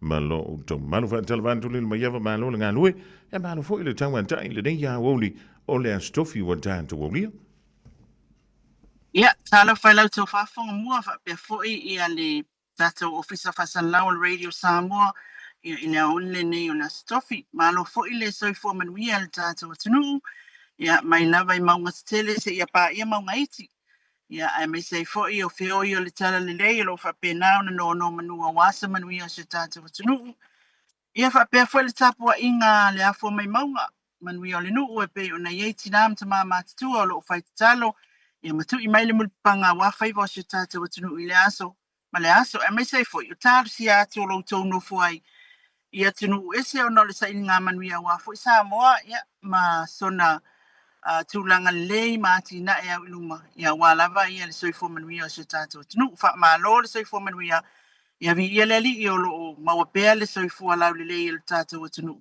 e me se foi o le neipor kalame o tātou whatasiai Ma lo le fai o le faiva ma lo foi le tauanta I lava o nai fai ma fa le tonu foi winga o le tau ia fa te telo le mo wala no foi le nei kalasia nei tonu o lau laptop ia wala le tātou filo inga le so O le ale whaamatawhauloina sa mātou whaamatalanga. Na pau ana mele e mau e mātou. Ka fia whai kala kuma po anga. E mau o ngai pēra pau ari po o la liriru. Ia, o le taimi nei, masalo le vaenga to ale i le tātou ofisa i Malifa. Ia, ele ola, i le taimi le nei, i tele vaenga na i lunga o le page le EPC. Ia, o i tūna o lo whapena o na motosia, ele tise le taimi le nei. O te alu ese me le tātou ofisa o le whaamatalanga muli nitu ina atu, e a mata atu le pēo le pāwa i le sefultasi, se ia pa ia le whai le fiafi. Ia, a leo te o mai i se meo tau fusi, a ngai mai funga lei tau fusi. Ia, o lea e ola ia mōli whaasino ala fo ie. Rono winga, o lea ola ile pawa, WhatsApp pe umatua ina ile se fultasi le ta ua. Ia, o le taimila nei ia o tātara no iPhone mua, o lo o iai vaenga o le atunu o lo motisia ile tisa le taimila nei. Ma o le fesuisu ia ingale na o le ola le pawa i Samoa. E tape ia le isi vaenga tele o nuku mafio anga taipe o le whataita inga a mata tui tua mua nga i tua i whale la taipo o fea. Ia, o le afi le na mai fea o le whaasosoa mai ai, ia, o na ola leo se vaenga o pia. Ia, o lea wa mai tau, wa tolu nei ia aso o maua i le tūlanga whaile leo. Le umi o na pe, mai lava le tai au o le afiafi. Ia, ai o le aso lona muli o le aso lona tolu. Ia, o lewa maua i lo le tūlanga na o se vaenga tele o le atinu, ia e pe ai ola le isi vaenga, tai pe ila wana po le afiafi. Lena whao lai, ia le atu ale, lena pe le atu ale pata, ia ai ola mai ia whalatai tau mai i le tarafata i o pia. Lono winga e ia nu mafio anga o lea ia le tūlanga whailele e wamasania i tūlanga lea e pe. I whai taimi e ola i le pawa. Ele o ia se update la tamai mai le whalaptonga o le malusi anga wha el tisi.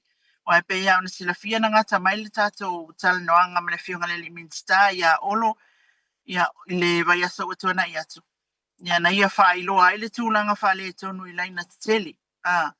Laina la popoa. Laina fo i e malosi tele le tisi na te wha asosoa ina mai e mai fianga. Ia fila ia, ia o nao o maile o laina ia sai lalo ele pe ona ta ua el tau wha olu. Ia peita iwa i el tūlanga whailele wa a fia i na ua lo vaia ia o ngā ele ia. Tai pe o le anga i mai taile ele sau mai tai fianga. Ia walolo vaia lua, ia wa a fia i lo waia ia lea lana ia ta ua i langa atu. Ile o ia se paipa whailele e kawai o lea e anu sao ai lalo ele le waia. O le tūlanga lale na lea na whapea mai le whetalainga olo le vai ason tuana i atu. O lawa nga i inga luenga le EPC ina ia mawhai o na tuu i lunga o pou mo le taimi nei na ia maua wawe ia le tisel tātou o tunu.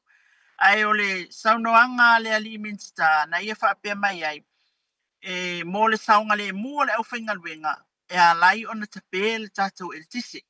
Lona lua.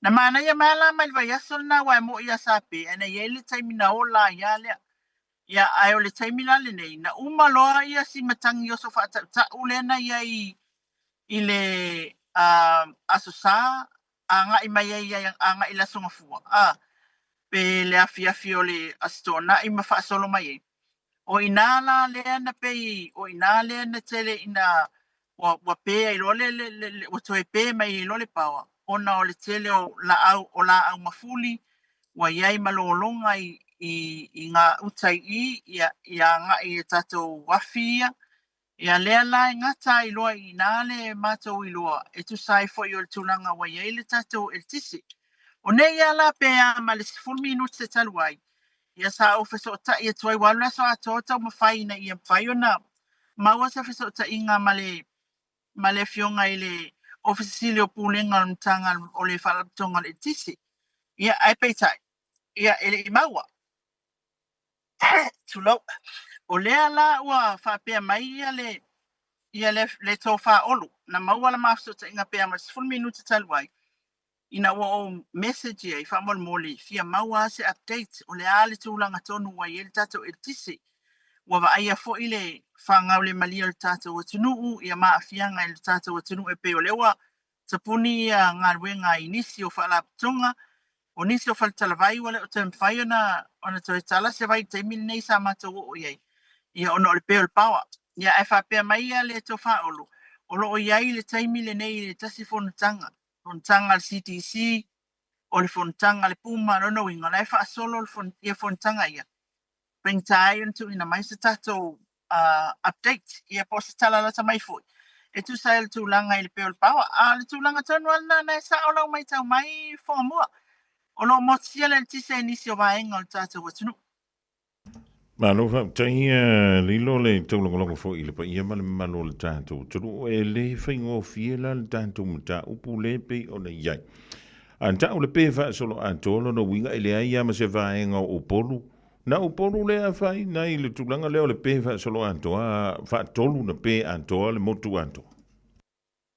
ia o le tūlanga na o le aewa ai atu i savai i o lo ola le ia savai e peo i nei upolu le e fai mamotu sia le tise te leo i le pe amalfa nei o aso wa tau ona ona maua le tūlanga leo le tau whaasoasoa mai o le tise e te pe nisi vaenga le atunu ai ola nisi vaenga o pot o lona wingala e le o iese tala mai savai i le vai atu iai ai ole me foi le sa o isa vai mantu foi le na talwai foi le foi sa ye le tulanga fa pe ia ona fa mala mala mai le o le afi le na avatu isa vai pe onta o to fa olo ia la ole le ia il motu sala fai ai ole tulanga na pe ona ta o le pawa na mafu anga mai level va so le nen ta we o le mafu anga tonu al na le tu puele le tulanga le te pe o tato el tisi ona ngalwenga le i laina malo losi e lalo le ele ai le te maua mai lase tatou li poti foi le po le ale tūlanga wa ye te mine po le mewa umana fix ia kako waia ia ai po le ala mele ala i unga olampe Lele, malo fa. La sa mai tau ye lilo wai le po male le tūlanga i pe ona ye ni se o fina ngalo fa alia. E mi se lava ia ilanto o le ia lanto PCDs. Ua fa le anga ina ia mo me o loa e fa nga ina ile ele tise i to tonu o le tātu o turu. Ona o le mele o le pe fa fua sei, o la fa fua sei, le mauti noa po le ale umi e pe ai. Ia ai, poa mai le fso ta ingal mtanga alwenga, ma fa sila ngai au dantu le malulau tele o le antunu. ia o le tele o le sa mātou ave ia le tātou fa se a foi lea i le finangalo le atunu u le va ai ile tulanga foi le pe fa fua sei ia le ai se faalinga tu ina mai le lana sa wa ia pe wa ye tulanga foi le wa tu mai lunga le Facebook page ale EPC ia le faasoasoa ina mai leo le tisi no fuanga le amafai ona pe o nei le no vai atu ai wa mua pe ale fata o vai atu to a fitu minuti talo na tu lunga le isi fasisilanga o lona winga la ia o lo ele mfai fai na tata o fai se tala awa tata te leo ilo po le tulanga la ia o se fafita uli foi le fafo sei po se mea e fuafuaina mai lo tau o le apele power o le tulanga na ai la mai tau atu ia le tulanga o le pe fafua se i ai muli mai fa sisilang o lona winga e ia le mea la tupu ia la yona taipe o le mea le lenta o le se foi vai aso o tato o le system le na mai lunga le EPC wa le on la nga tasi le ola tato system o fe mo wa le computer system or something like that ale EPC e mafu ai ona fa pe le tato el tisi ai ole tulanga pe ona eta ua Fofogamua i tato fai pisinisi ma tulanga fa pena tele lo na fianga mantua foi ia o fale o loa o le au mai al tato furisa mai va ia ona stoale tato containers wa ia o ro ia me ai malulu ia au mai fale o loa ia a faila ya aso ato e pe ele pawa wa fesilingia foi le sai fu malolo ina o tau mafai a tu aisa awa ele fa pe e ola e pe ele pawa ai ola pe le aisa singa le ai o le awa iai al fale tonu na ia o isi foi i le tūlanga foi leo nei ainga e ainga e whai lato whaataunga tuu ia mea ai pusa isa whanganga mōl vai aso ia o le tūlanga lawa ia ua wanga e whangau ngau le pusa isa. A wale wa wailua. E aso ai pe ale pawa. Ele miss. Luna winga la. Ya wale aise tūlanga whailele o le toi e tusa e cost. E yei lona taungata I lunga o le tatou soifuanga. Aise a. Ya wale la o le ala o na whaifa taunga a inga whapena. Ina ele manatu whailele le whaasaoina o se eleni. Ya mai lea taimi. Ya lona lua ya tupu mai se whaalawelawe alai tapatu alai e lava ya mea ia o stoa ya peitai ya o tūlanga na lona lua o tatou whale mai. O leo te maua le tala o le na pe atua anga I uta il whale mai. Pau le tūlanga lelei o lo o ia iafi o tatou whale mai ma tūlanga na pe o tatou malaiwa lele o lo ia iafi. Ei whai nei whale o loa ma supermarket te o lo ia lata wafi. Ya ona ifale o loa fo ele aise me ya ifale o loa o saina o le fata atau va ai saina o le ami o le lela I tātou o le peol pawa ya awa ele masani ai ya o le mela le laiva ai mātou ipo ya o loka vave al fale o loa saina ya ona tūlanga na ai I ele pōlenga I tūlanga o mea I tuk aisa awa foi o lela stoa nei ya e manu foi le sainga ia I langa kupelenga alu e fia se furungu a felenga la koe e whakau mai e pusa maa moe mea whapena. Ai a whaila o lea e tautonga fiti ma whaise mea ia ina ia ma whaiora whaatau tangata.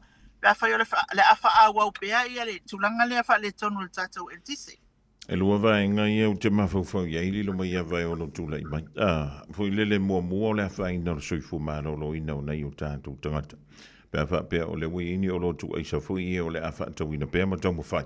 Ia wa o le me masangia ngā kako a pa ura ka ura o lofa mi se ngā e le lei ngā kua e kongo le whaapupunga ngā o le asfautonga I le tūlanga le lumia E pau ale tūlanga le lei e na ia mata I tu el tātou atunu a whai o lea ngā I whale o loa ia ia I le tūlanga whai le leo le va ai le lei mea ai e isi me tu aisa mai wa uli maa moi wa ese ia langu o moa ia male manong ina ia mafai ona maua le soifua malolo ina saunga le mua se tata watunu mai le tūlanga lea awai o te iloa Fofogamua o le tele atu le pasene o le tata watunu o lo whaalangolango I whale o loa I tūlanga o tau mafa na ilo le tata watunu o lo ia I lava mua whanga la tau ia ma mea tua o lo ia o tūlanga mwhapena ia inga ai o le tūlanga tāua e te tau na mata I tū le lei tūlanga ia. A wae mana o le whatau o loa lana tupe ia si kwea lana o loa na au mai. Ia na au mai lo foi le ia tātou. O I le tātou mana o ngā foi le peo na e tāua whamai. E se ngale ave whaapunga lwa I vela. Whaapunga I lunga ioe mai ia a o le tūlanga lana e au na mata I tū le lei. Tūlanga uma. E te tau foi. Ona iaile tūlanga foi le wa tau ona ia se tonga fiti mo le tātou whawhitau li langa ele upupu se taimi wa tupu ele peo le pawa. Ia au le foi la e tu ia tu peo lala na tu ia tu ai le fionga le minsta. Ia po la sa isi whainga e whai ele nei tūlanga wa whai so o ia e mese foi. Wale o le le inga luenga. Ia a wha pea whai la e tu ua pea tātou ngā luenga wa ele se tangata o whale ia e whai inga luenga pe ofisa. Official malo, official fala tonga company. Elenka mai fale foi ngai fa pepe o ka ko ngale sisi lunga pola sa wa kotsa vidi kongo fale o. Le ai. O fale o fausia fale le. E fa ola e tonu le e malulu. A faila ele ai se moli le se e malulu. Ele ma se to fe fa ngal wenga taimi le. Ono no winga atu wa tangata fa ngal wenga to loa tato ngal wenga. To loa reboot. So loa tala o tupe. O lala le meo le a ielu tātou atunu. Ia, o tūlanga na Fofogamua. Mahali e lawa li lo mai yafa. Ia, uai, o le tūlanga na e ono o atu iei pēa whai o le a pēpea, ma pē, ma ola, ma pē, ma ola. Ia, e le nganta i le whaale tonu i o mea aitu aisa. Ai whaale tonu o tua i ma pusa aisa. Ia, o toa umani ana whea tula utala. I sia utama I whasi loa. Fui le. Sawa ma le malo si o le tise. Pe anto e fo I mai lona malo si anga sili anto le malo si anga le mwhai. Ona tali e mita I tono mota malao le tātou. Tono o le mena le pepe se mai eito ina malo mantua. E pe lon pao fa mai ka pere ki vi. Ka pere pusa aisa. Io e fo nge iar ka pere le microwave po le motorway e mo le aia. Ia o mea nga sa pepese me inga I koe inga mga ilo mga kua ia sola. Ia ka ilo e po koe pese ingi si ngar ngi vai kau ari. Ia o tulanga na e wa le ta ua le fionga le liminsta e malosi le toi ola mai ale el tisi. Pea o ina toi ola mai. E ono wha lea ngai nei la tulanga ia. E tato pusa isa o le isi vai tulanga ta ua Fofogamua o le vai. Awa e pamu lai al pele el tisi. Ia ona pelo le pawa mo se umilia. Vai kua lo le mu wale vai. I wa inga pelo mal paipa. O fatasi lo le peo le pawa mal pe o le paipa. O lona wingala e ao ona mata I tu lele le tata o tunu mamata alia. Tulanga foi lele a pelo le pawa. Pa ai lele ia paelo ia o ulo. Fa tutumu ia wa foi le sua vai tau mafa.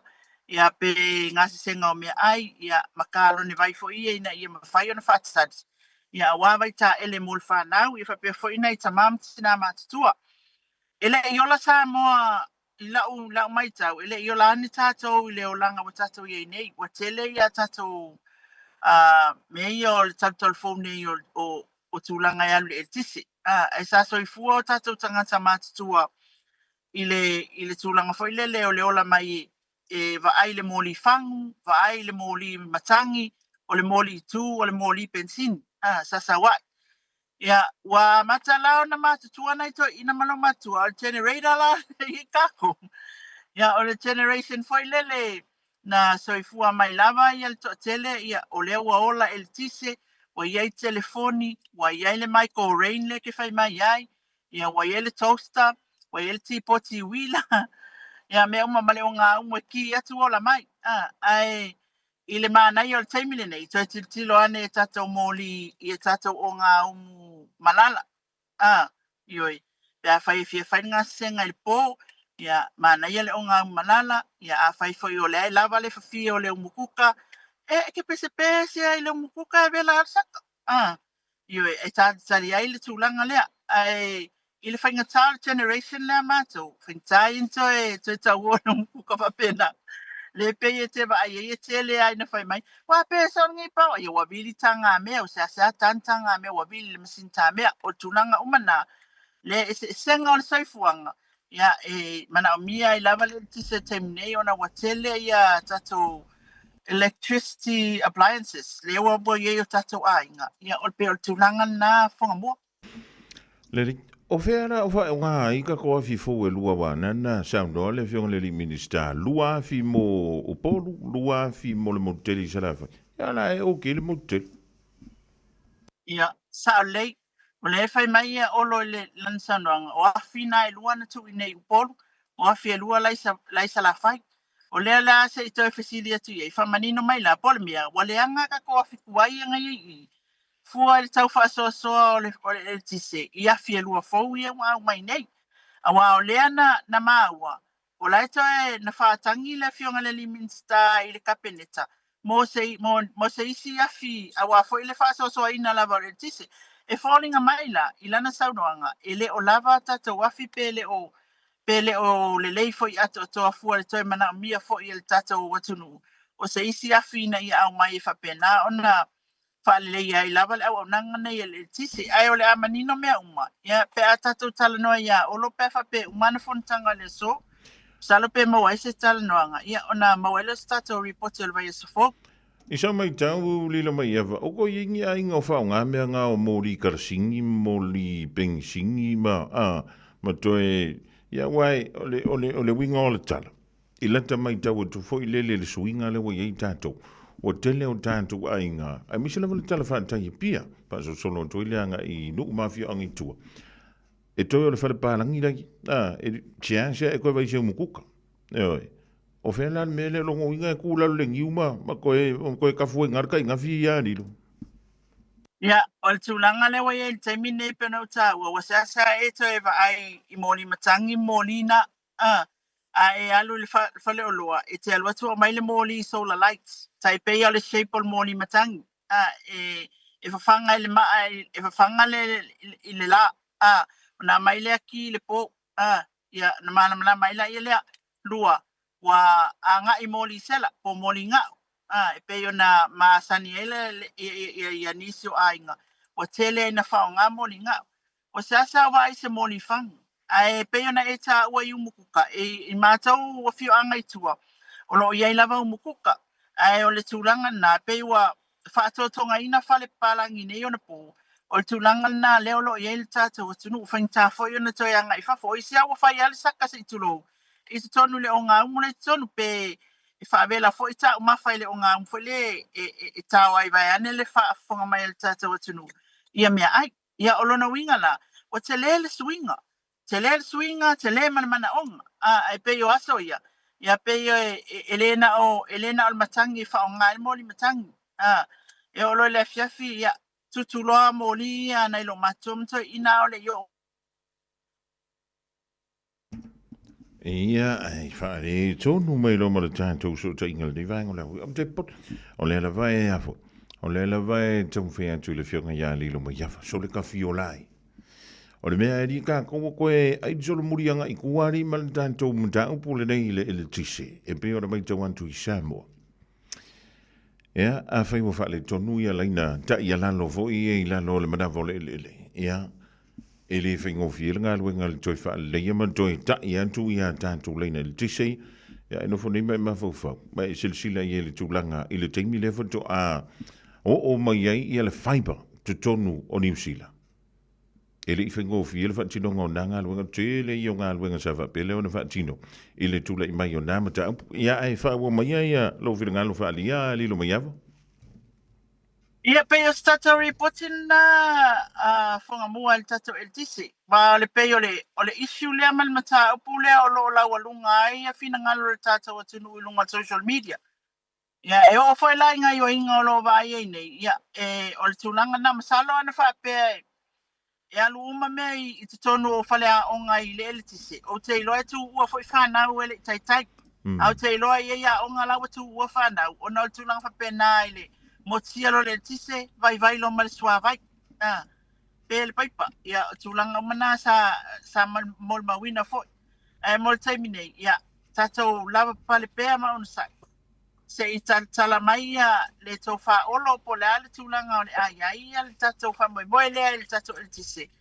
Ia au le a tonu foi le tūlanga ua mafu ai le nei mea wa tatou wha pe nei ai, se tatou atunu. Awai tau foi ma o tau va ai mai te vai atu ala e share ma faso mai na iso tatou a inga I na ma tunu ma mau le alo lo fa mai I le pe o le power e le fa pe apel power na muta ato ai le so fuanga o tatou tunu le ai o lo ia lava awala e ma fai ai ona tatou nga lulue ia ma fatino ia me mai o tatou mana o nga fa le aso ia fa pena fa tatou nga luenga ia lava awala e fai ai Lele, ia atonu a whai o le tapena atu ni a tingi pusa, ia o ni a tingi pai lo fo ia vanto I tātou wha momoli de nei vaitau. Ia atonu o le sina me tauna sa ilia e tu I tonu o le a fifa leo leo. O le a sau sila ia ili lo e whio lolo ni a inga maripirisi disio e ni alantou a fifa leo leo le nei vaitau. Ia, e tau telefoi la tau o mana mia ia tunanga le ia fifa leo leo. Ia foi ona whaingata, ma le tau tu ngā foi. E mga mia tangata e poto whapito e nā mea uma. E mana mia foi ia le extra cost te wha e rana I le afi. Ia lua, e a inga lawa tatal noa mai e ape a whai atu I tato polo ke ti a maua inai solar lights foi e lua I luma o a inga ina I mawhai ona mu wai pe a pe power.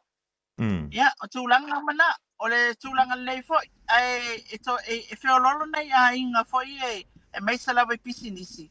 O lo o iai ala tau afi, I le ni afi tele, ia a o afi la iti whapena, I lo o manatu, a whai ele leile tato el tisi, I ona mau foi la I o tupe whata waina mea, a ele lei ona fix mua mual tato el tisi ina ia matua mautu lele, ia ona le to tapa foi la I ele ina mea uma foi le tele o tato whamatalanga, pe a solonga manuia tato IPC man tamu whainga, ia pe a whai o le tamu whai se mea sili atu mo le tato watu no. Malo fa tai ya lilo ya maua nei se tātou tala fa tai. Se o ka ko le so tai inga la vole mepi to silio na taua. Ya wai a mai a va ko so ala upule le mata. Pu ya na u ma fu ya le o le tātou vivis. Ai ava pe u ma tu foi nei ya wa tu mata ya o ma fa ngolo ve ya so le ya se tala na o fono me nei fa. Ya lo no wi. Ya ole a ko isa sa foi le malala le ko a pe lilo. Ia sa o leia o le fai ngofie fina ngalo le tātou atunu. Ai se a langa o mana onga ia masani, mana onga o basic needs ia o le tātou atunu, so stangata soifua lava. Ia maua ia le suavai, ia maua le tise, e maua ia tūlanga fo ie, ola i le malamalama le mōli, le fale, ia mwha malamalama i mea uma, ia o mea o lo wha pēnā mō soifuanga wha le aso o le tātou atunu. E mana o mia mea ia, e te tau whaila, ia, o le mea le awe el wha mua le tātou malo, e le ia se tangi ai o le malo. A tupu foi fale tonu. Ia ela lafa foi le malo, esa o la tou e tula i mai e fafo. Ia le fafitau li le pawala ia talo sanga ile o se tulanga foi le e so ona fai atu foi le malo wa ile o lo tonu tulanga o lo o ia i nei le maftianga o le o to e fa pene i tatou pawa. A fai a o yese mele o lava tatou wafi moni po la lava. Fai se ngā luenga ma fai se mele teimile nei ina ia ma fai ona maua ai se mapsanga o se tātou tunu. O le lai titi foi o le whawhitauts. O le lai titi foi le na o tātou expenses. O le lai titi foi le na o le tātou tupe whaalu. Pe a whai e le lei ato toa tātou mei o le vai o le el tisi. Ai se a, ia wa foi le lato e run ato tātou ngā luenga. Ma o mai whai ngā luenga, maua tātou reporti, maua tala o le tupe, whaasoa le paketi mea uma whapena. I le tātou tunu. Ai a whai whapenei. Ia olo na winga o tūlanga whanā se o manu o le ai ai tātou atunu. Ai tālo sia ia, te loa e pāo alau te tālo. Tālo mai mō mātou na ia wawe mai se taimi e fo ia il whawhitauli. Ia olo whea ngai nei man tātou mālu si anga wha el tisi. Malo sau noa lilo maiawa, ia o le antantu mai ia in tasi e peo na e sau noa le rivaenga o le Aoauli. Ia po le rifo i vaenga o le tūlanta i le tau fiafi. Ia wala vai, ia e misi alo whantu lava i su tātou o turu i Samoa i le tūlanga. O lo ia le pangati o le ola pe ola pe. Ia ma le wha le tonu o tua i o loa ia alu le tise. Ia tausi ia o la wa maisting, le fionga le minister, ia po le pulenga fo le tātou malo si anga tau le tise. Se i wha anu fo fi le mua i le mano le tunu. Ia tonu fo ia o ngā i, ia misi lava mene o business, o le whaonga i no tau tua company insure. E insure ia lan tau pūsa aisa. Ia ma lan tau o lo, ia wai le maita wantu landia, a whai e toi tupu tai au, talatu tai au, o lona winga. E umangi, ia na le whaantau o tu lava ma umau foile. Ia ai, antono i e foile, sona i tono mea lo tu lai mai. Ia ni te wei se simata au pu e se mai le tise pe o na ngapati ai, lu tanto o tunu i fia sauno, ia li. Ia, e pei o wha, o tolo, umapata upu ina ua pele pawa. Awa e pei o ina e sa ili solo ai a tatou.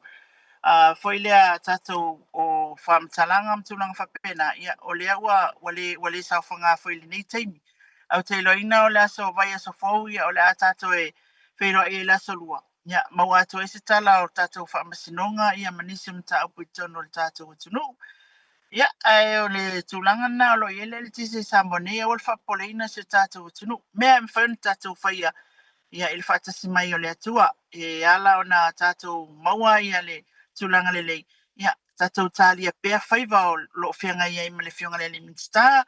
Ia, malona fwoi au wa ai mese fwoi o tātou whaala tonga le EPC. Ina ia mawhai ona fwoi ia le whawhitau li matoi whawhoi sia le tātou el tise le lei.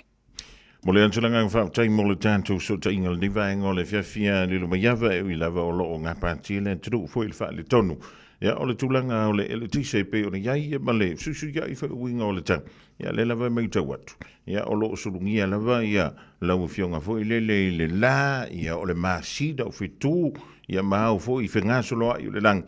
Ia o loo au mai le mawhanawhana wa le ura amatan tau malulu mantou i deng. Ia mise lava o i Amerika mahaua. Ia e wha te tele wa mau fo le ria manoa tātou te wha so ai alo fo le tua. Ia ma fo ai pele malo si o le tino si le la le nganga. Mua le tautua ino le tātou tunu. A inga nuu ia anto ai mai ka le sia. Te antulo sei fua le rawa ia so a sau. Ia po le aso a tāu fui pēr mō musi tātou tala la tamai. E longo pui e li i ai lo tātou tunu. E le ngata i ni usila. Ia fa pēr fo i anto nuu e mamau. E la fo tu nā li lo maiawa. E tau lunga mai e iso whita ngalo le tātou so ta inga le divaenga o le fiafi. Paftai tele lava e lau tau Fofogamua mo le tātou pokalame nei tu la le fiafi. Paftai fo ilo manatu le tātou o tunu e tūtuni mai pēr se tātou update. Ia awa fo i e meo lo tupu se tātou o tunu i Samoa nei i lunga o lau pokalame. Ai whaftai fo i au ala usaunia le Radio Samoa umwhai on tātou whailoa i le alofa maleanga nei o le tua. Ia, o se Paul Kalame lea mai Samoa nei le tātou tunu Samoa whaftai lau tāpua inga i ai tanunga tātou whailoa i ale o tai au i o le vai so fo le alofa maleanga nei o le tua. E mol nei taimi manu i tele le afiafi ia i tātou uma te o whasoifua. Soifua ma ia manuia le fionga ia lilo maiava maina vai le sui o le tātou wala leo e pi o na tauma whai mai lava le fionga ia lilo maiava eui ia o lo o wha le tonu e leo mwhai fo o na wha ngaina ia le tātou ofisa e pi o le iai Samoa ia wala vale tautua ina o lo o taupa ia ma lo o tau mamalu. O lea ua sese mahali antu le vai o le tātou wati ua luas fulu ma le whaminute mo te ai nei ia leitu lai tolu ia whantala whantu i loi mātua e langata i leo le whana wa onga atonu ia o le nawatu wa onga ui tonu fo o ta vale lunga wala te tele anga i antu i a inga o lo whaamuri mai va i ane o la antu fusi pao ia ta maiti ia e tālu si o tau maru ia a sa kama lisa kingi li o i lea onga ia de li lan me uma sa e ro o fua onga a fere si pea o lo se vai a o fere meo i lau a kua onga o fere meo i lau a korenga wa koe lau lunch ma lau whangu vai lena a watu ma lau mea whai ulu renga a wakuanga le la mea fo wa anga fo e sawa le se mea ia le ling ia e wha mau le fu spau tau nu i ainga su iau fua onga whai sang mea ais whai sau koma saunu mai mo le tātou palkalame o silimatani ia i se teimia leo toi mamau Radio Samoa Tasili mai batolu Amo Radio Samoa Tasili mai batolu Amo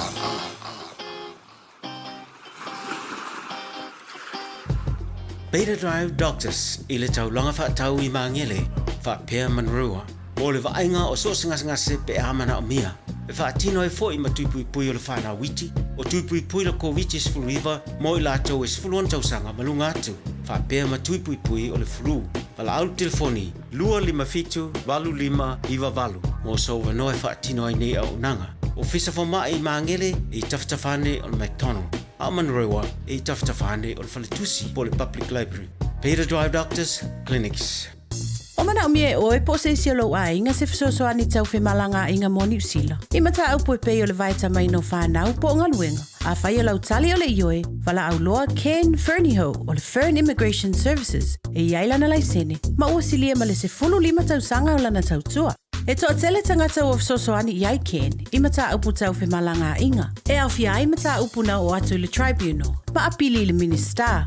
Tanga iane le matou Facebook, ma le upenga te whailangi i moli mau. Mo nisi whamtalanga, wala au mai le Fern Immigration Services, ma tala noa yalu isa, i le oiva, lua ono lua, tolu lua lima tolu. Lua ono lua, tolu lua lima tolu. Po le o lua tasi, tasi lima tasi, o lima. E le whaingofia le soifo i anto whanau ia onga ona o le taunga tau le soifo nga wai nei. Ai o te peraina e le Digicel se whaapitoa e te ono marumalo ai i whailonga ta i lima se lautala cash e se fulu e se ina yaso for Waylay tasi e lima whailonga ta i lima se lautala mo Risila, lima whailonga ta i lima se lautala mo au se talia. La fonelo sa top up lusu tala pe siniatu mo so wabaroa i te ono marumalo ai. E te anga wa fo ipe a whaongale au nanga le ClickX e lafo ai le sele ni i le MyCash a le Digicel i Samoa Fiti Tonga Mavaruatu ia inga o le rei whaapitoa mo nisi whaamtalanga asiasiane i le digicelpacific.com Sekia Digicel Radio Samoa Taslima Ivatolu Amo O le ua lus fulu ma le fitu minutu te neiling tu lai tolu a whelo tu amau tu mai le ni vaengo la Aoauli talo wha malo le soifua ma le langi e maba ma tua awa ta wale ma whanau e whai mali elo sama si aki ane o la tau fusi pa u wha mole sa ili stan tu ta wale au kilani sifu tu tua mala ulanga a le City Council le fantasi mai ele vitalanga i ulungia pira pele nanto ele rifo i vaenga o le Aoauli talo wha ulungia ma lo le whai o le whaiva Ia fatalo fatu se manu fa ftai fo le mo volta so te inga fa mal fo leva ya so no vista to report yo no fa sin to ngi leva ya so ma le ba tanto filo e no lo pu mala lo fatu ya tu no lo fa fo ta po mai la mountain ai te mama tua me so la fa nga ven to no fa nga ven to no ta vale ia whaafoi le leilo sa tau lu le ainga o na ufai fo sina pisi la fiafi ia ai whaatalo whātu la o tau au na nei o ngia Peter Perenato i le malu ma le pa i maulunga o le tawhai fia o le tātua tunuhu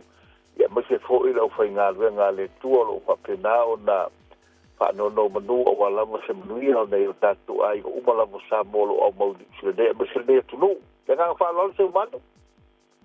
Ja, tātou te whewhawhua i lawa i le whaantano wha le rivaenga o le Aoauli mālo le ono sai. Ia mālo fo le wha mālo si.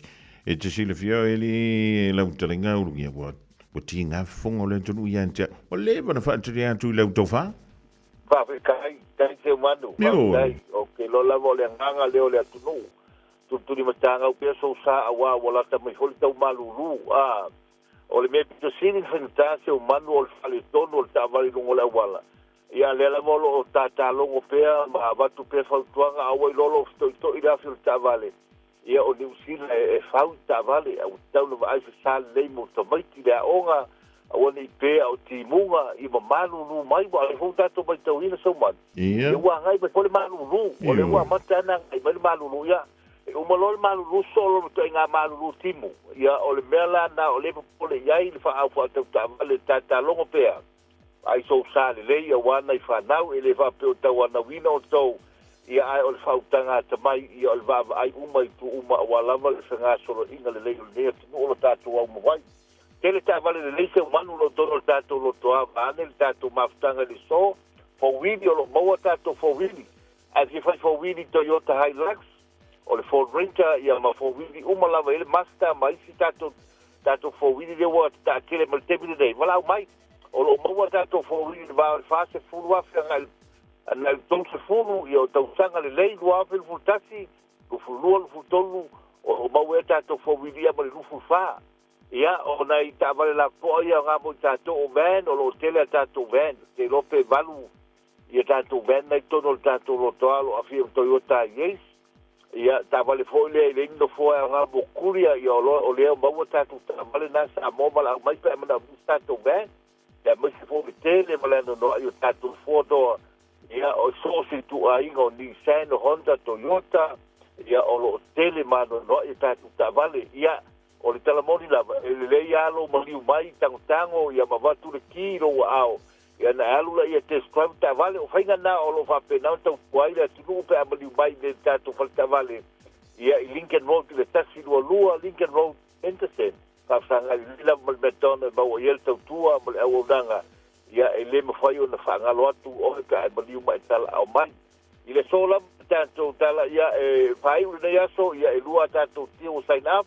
Ia o lo whapena o moli mai le nganga whawhetau nei Nickline ia tu sai plantu ta vale whawhetau se manu whawhongfongfoi ma malau rol tātou pisinisi ia o lo maua tātou whawhetau tele pai tātou leisene liu tātou leisene mai Samoa wala au mai pai na abitua lau ta vale leisene Samoa ia a mai se foi o lo whapena pai tātou cashback a mata mai le lima afe ono afe pa leila profile ia o lo maua alta ia afe malta inua afe ia pe a ina i meu whale tonu Lima se lau tā lātu nā tūrou au ia pa mai stafa tau tātou whale tā wale ma tātou tua tūsi le nāu whailo atu ma le numero e maua iai ulungia o le olu atasi o ma le walu fitu o lua fitu lua pala au mai so se teimio le au ma le pō tari atuala o telefoni ia pe fui atu se tek se tau atuai ia le tāso ta inga le nganga whaalola se manu le ina o whaiva tōi nei aso e lo whatu ulungia mo Samoa ma lau tāpoi inga so i fua mai manuia le nei aso.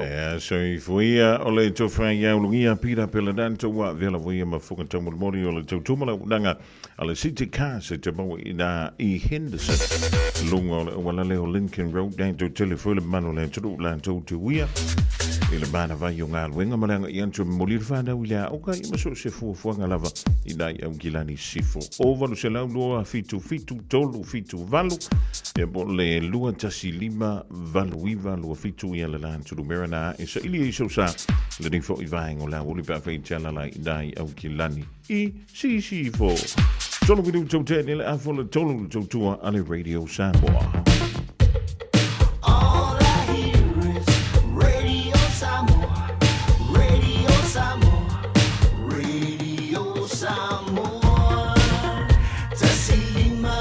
Tolu amo Radio Samoa, kasi 5 amo.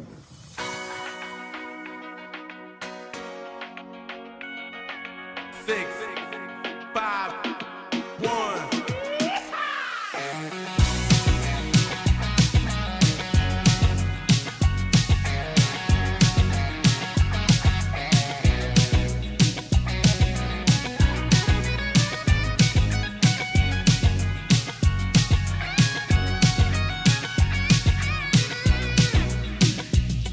Like you got a girl, me, oh my. They got a girl, all the heroes down the bayou. They see Vaughn, the sweetest one, me, oh my. Santa forgot we'll have big fun on the bayou. They put dope, found new places buzzing. The game folk come see Vaughn by dozen. Dressed in style, they go walk wild, me, oh my. Santa forgot we'll have big fun on the bayou. Jump away across this pine, fill the gumbo. For tonight I'm gonna see my cherry. Take guitar, feel for jar and the gale. Santa forgot we'll have big fun on the bayou.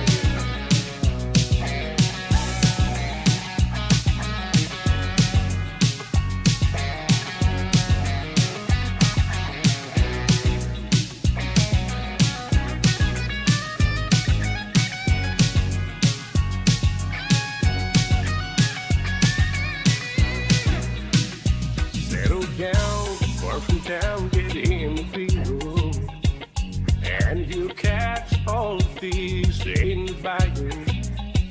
Swap these marks by a bomb, what you do? Set up the gun, we'll have big fun on the bayou. Jump away across this pine, fill the gumbo. For tonight I'm gonna see my cherry meal. Take guitar, feel for jar and the gale. Santa forgot we'll have big fun on the bayou. Jump away across this pine, fill the gumbo. For tonight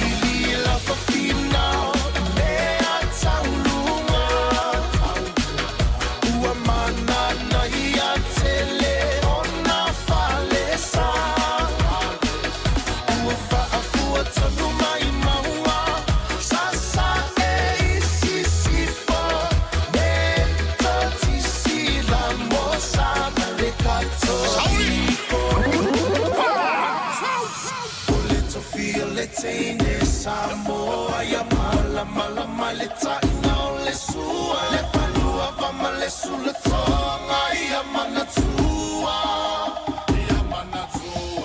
o tupula ngatala voine ia so semana o faalia le malu ai tile fa Samoa wana o le nanu fa mole mole so te filo malu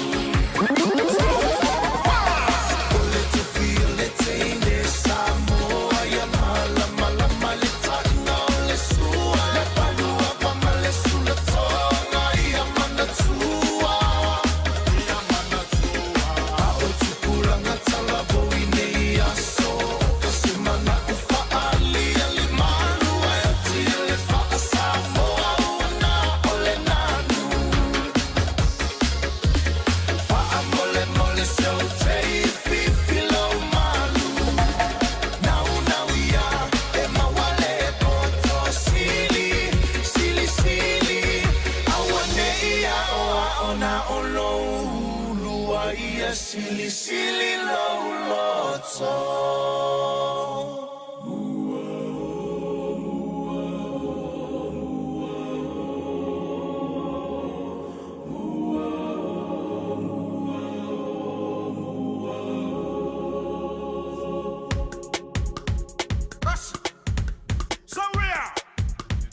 Tia olo uloto ile manomi ole puatangopo e ono mea tele ai suki ai sau asolo I whaapea ole teine e la lele I wha ole ole e mata ata ai tumo I le tau whaasee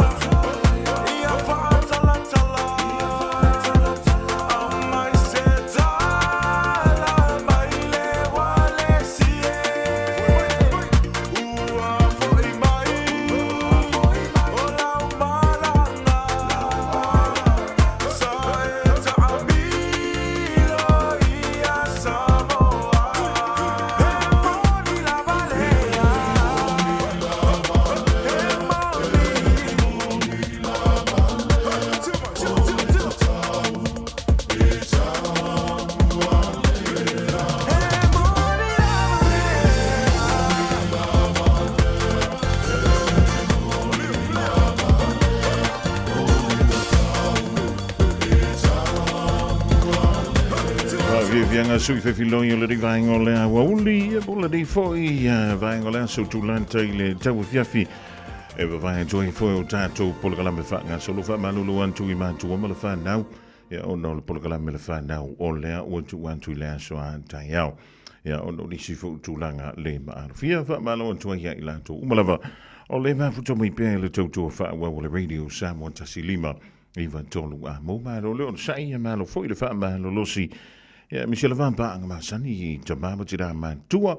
Ia pe foi le au sa le vi. O lo whenga i pe ma tiute ma whaiva lo whirima o le nei a sa tofi o le aso fo le ri. E umiene te tala nisi o tautua ma nisi fo i o au nanga. Ia wala walanga i atu i whainga wha ataunga.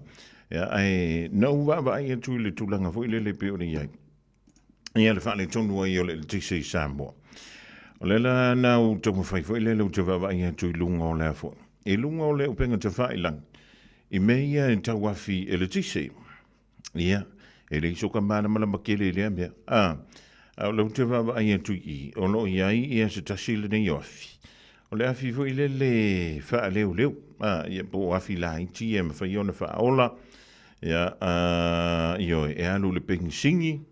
Ia o lea e maua. I lano lai titi i fo lava. O le ono se lau tala. Te maua i le tautua mala unanga lea le Bunnings. O lau te wai atu i. E lua afe ia wati. E mwhaiona maua maia. Ia atonu e mwhaiona whao ngai nei maota malao o le tātou turu. A mese le tātou. Ia o le tapena mea nā o antingi pusa. Ia matulanga o mwhapea mo ai ngai Samoa. Ia le iarku i e markamanga i kongwa le alu le pengsingi. Ia ne i te ua toi tupu mai se pēwhea. Ia o la vai mwhaiona whao. O le sifo i la tūlanga tate popole i mea. Ina ne i te. Ina ne i te. Ia ua whaalongo ku fo i se si whapea. Ia si ulala ngangi e pēron mori o le aingana ulala alo fo i. Ia wako fo ingi si mele le i e whai ingi si mele le. Ia ai oso i fo. Ia ma mawhau whaunga o kanga ka ua whaale le le. Ia onga ki lea kwa i leo le a whaina. Ia e o le taula ta maina lau ta wawa i e toi lunga i. E te mau i nā i le Bunnings. Lima se lau i waonu tala. Afi whaale o leo. O le i tu ainga o le Oziro. O le Oziro e kau lakalaka me fuidero le mosquito. Ia whai mawala wawano. Pea whai o ngai ke whi soani Samoa. Ia o le ngā. O le tau whiololo maina. Ia o leu te wawa i atu i lunga leo penga te whailang. Alua i e whailau e research. Alua i e sairi. Pea whai. Ia o ngai ma mawhalau kanga. Ai a whai o olau ako pioa. Ia kako ongsa. Kako ongsa. Tau whi te talo. Radio Samoa. Taslima iwatolu amo. Just think a minute. It could change everything.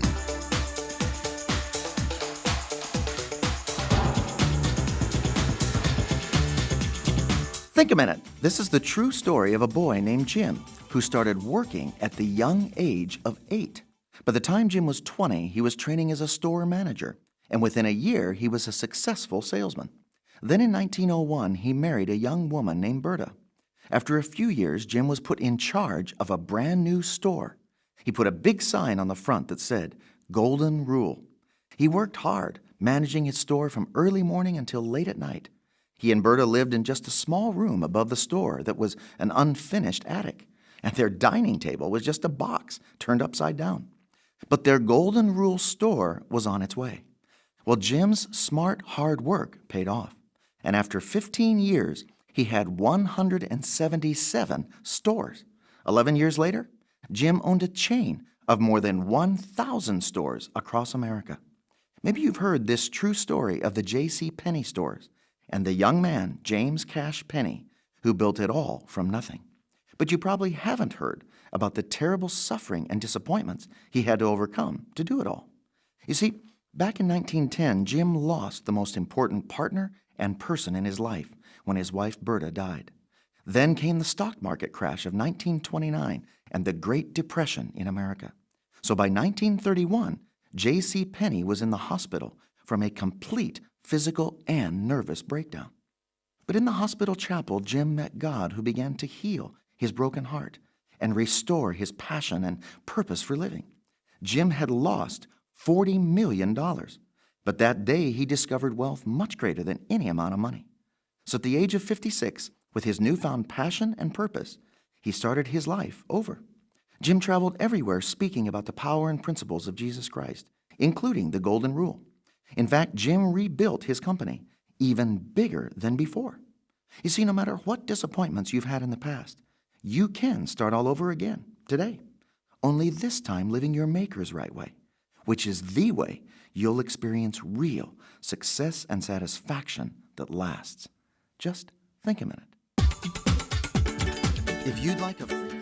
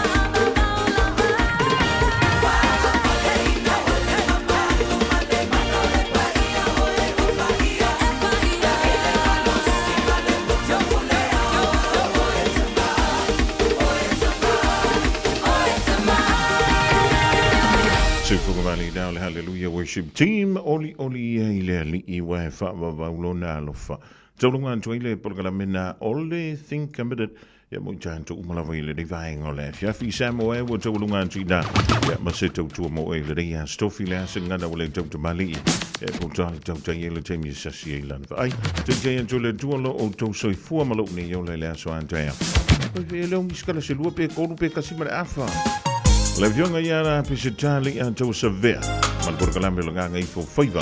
Le ola so a joy pa mai a ta tutala. Mai au se talia te pena mai ai le toina o i le falatua ia Miriama. A lala toa pomare. A lo vantu. Ma mana tua au fuala au. Tolo imatautu Male penisula mai molino Le taitu pito ia pia Sio utaulanga manaya Efe pula mai ile sau O ata uma o fetu ole lani Sulungia ya umasia uhani a obasa valivali Le pasina se Yesu solo ya Samoa no uatulu Se ifai mafia fianga Ye mama atene matama Olo sisiva ai mapepese matata lato tunele a omae mane ilano ole niu na o umasia upele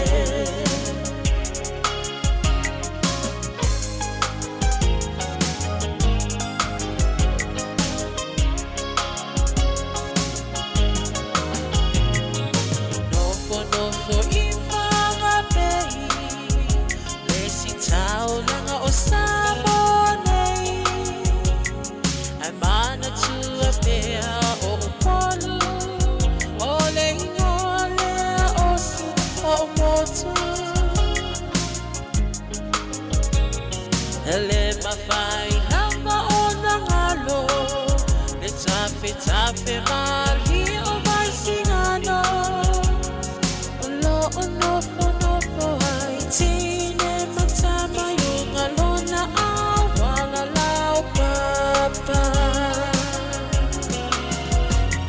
Le pasina se Yesu solo Ia Samoa no uatulu Se ifai mafia fianga Ie mama atene matama Olo sisiva ai mapepese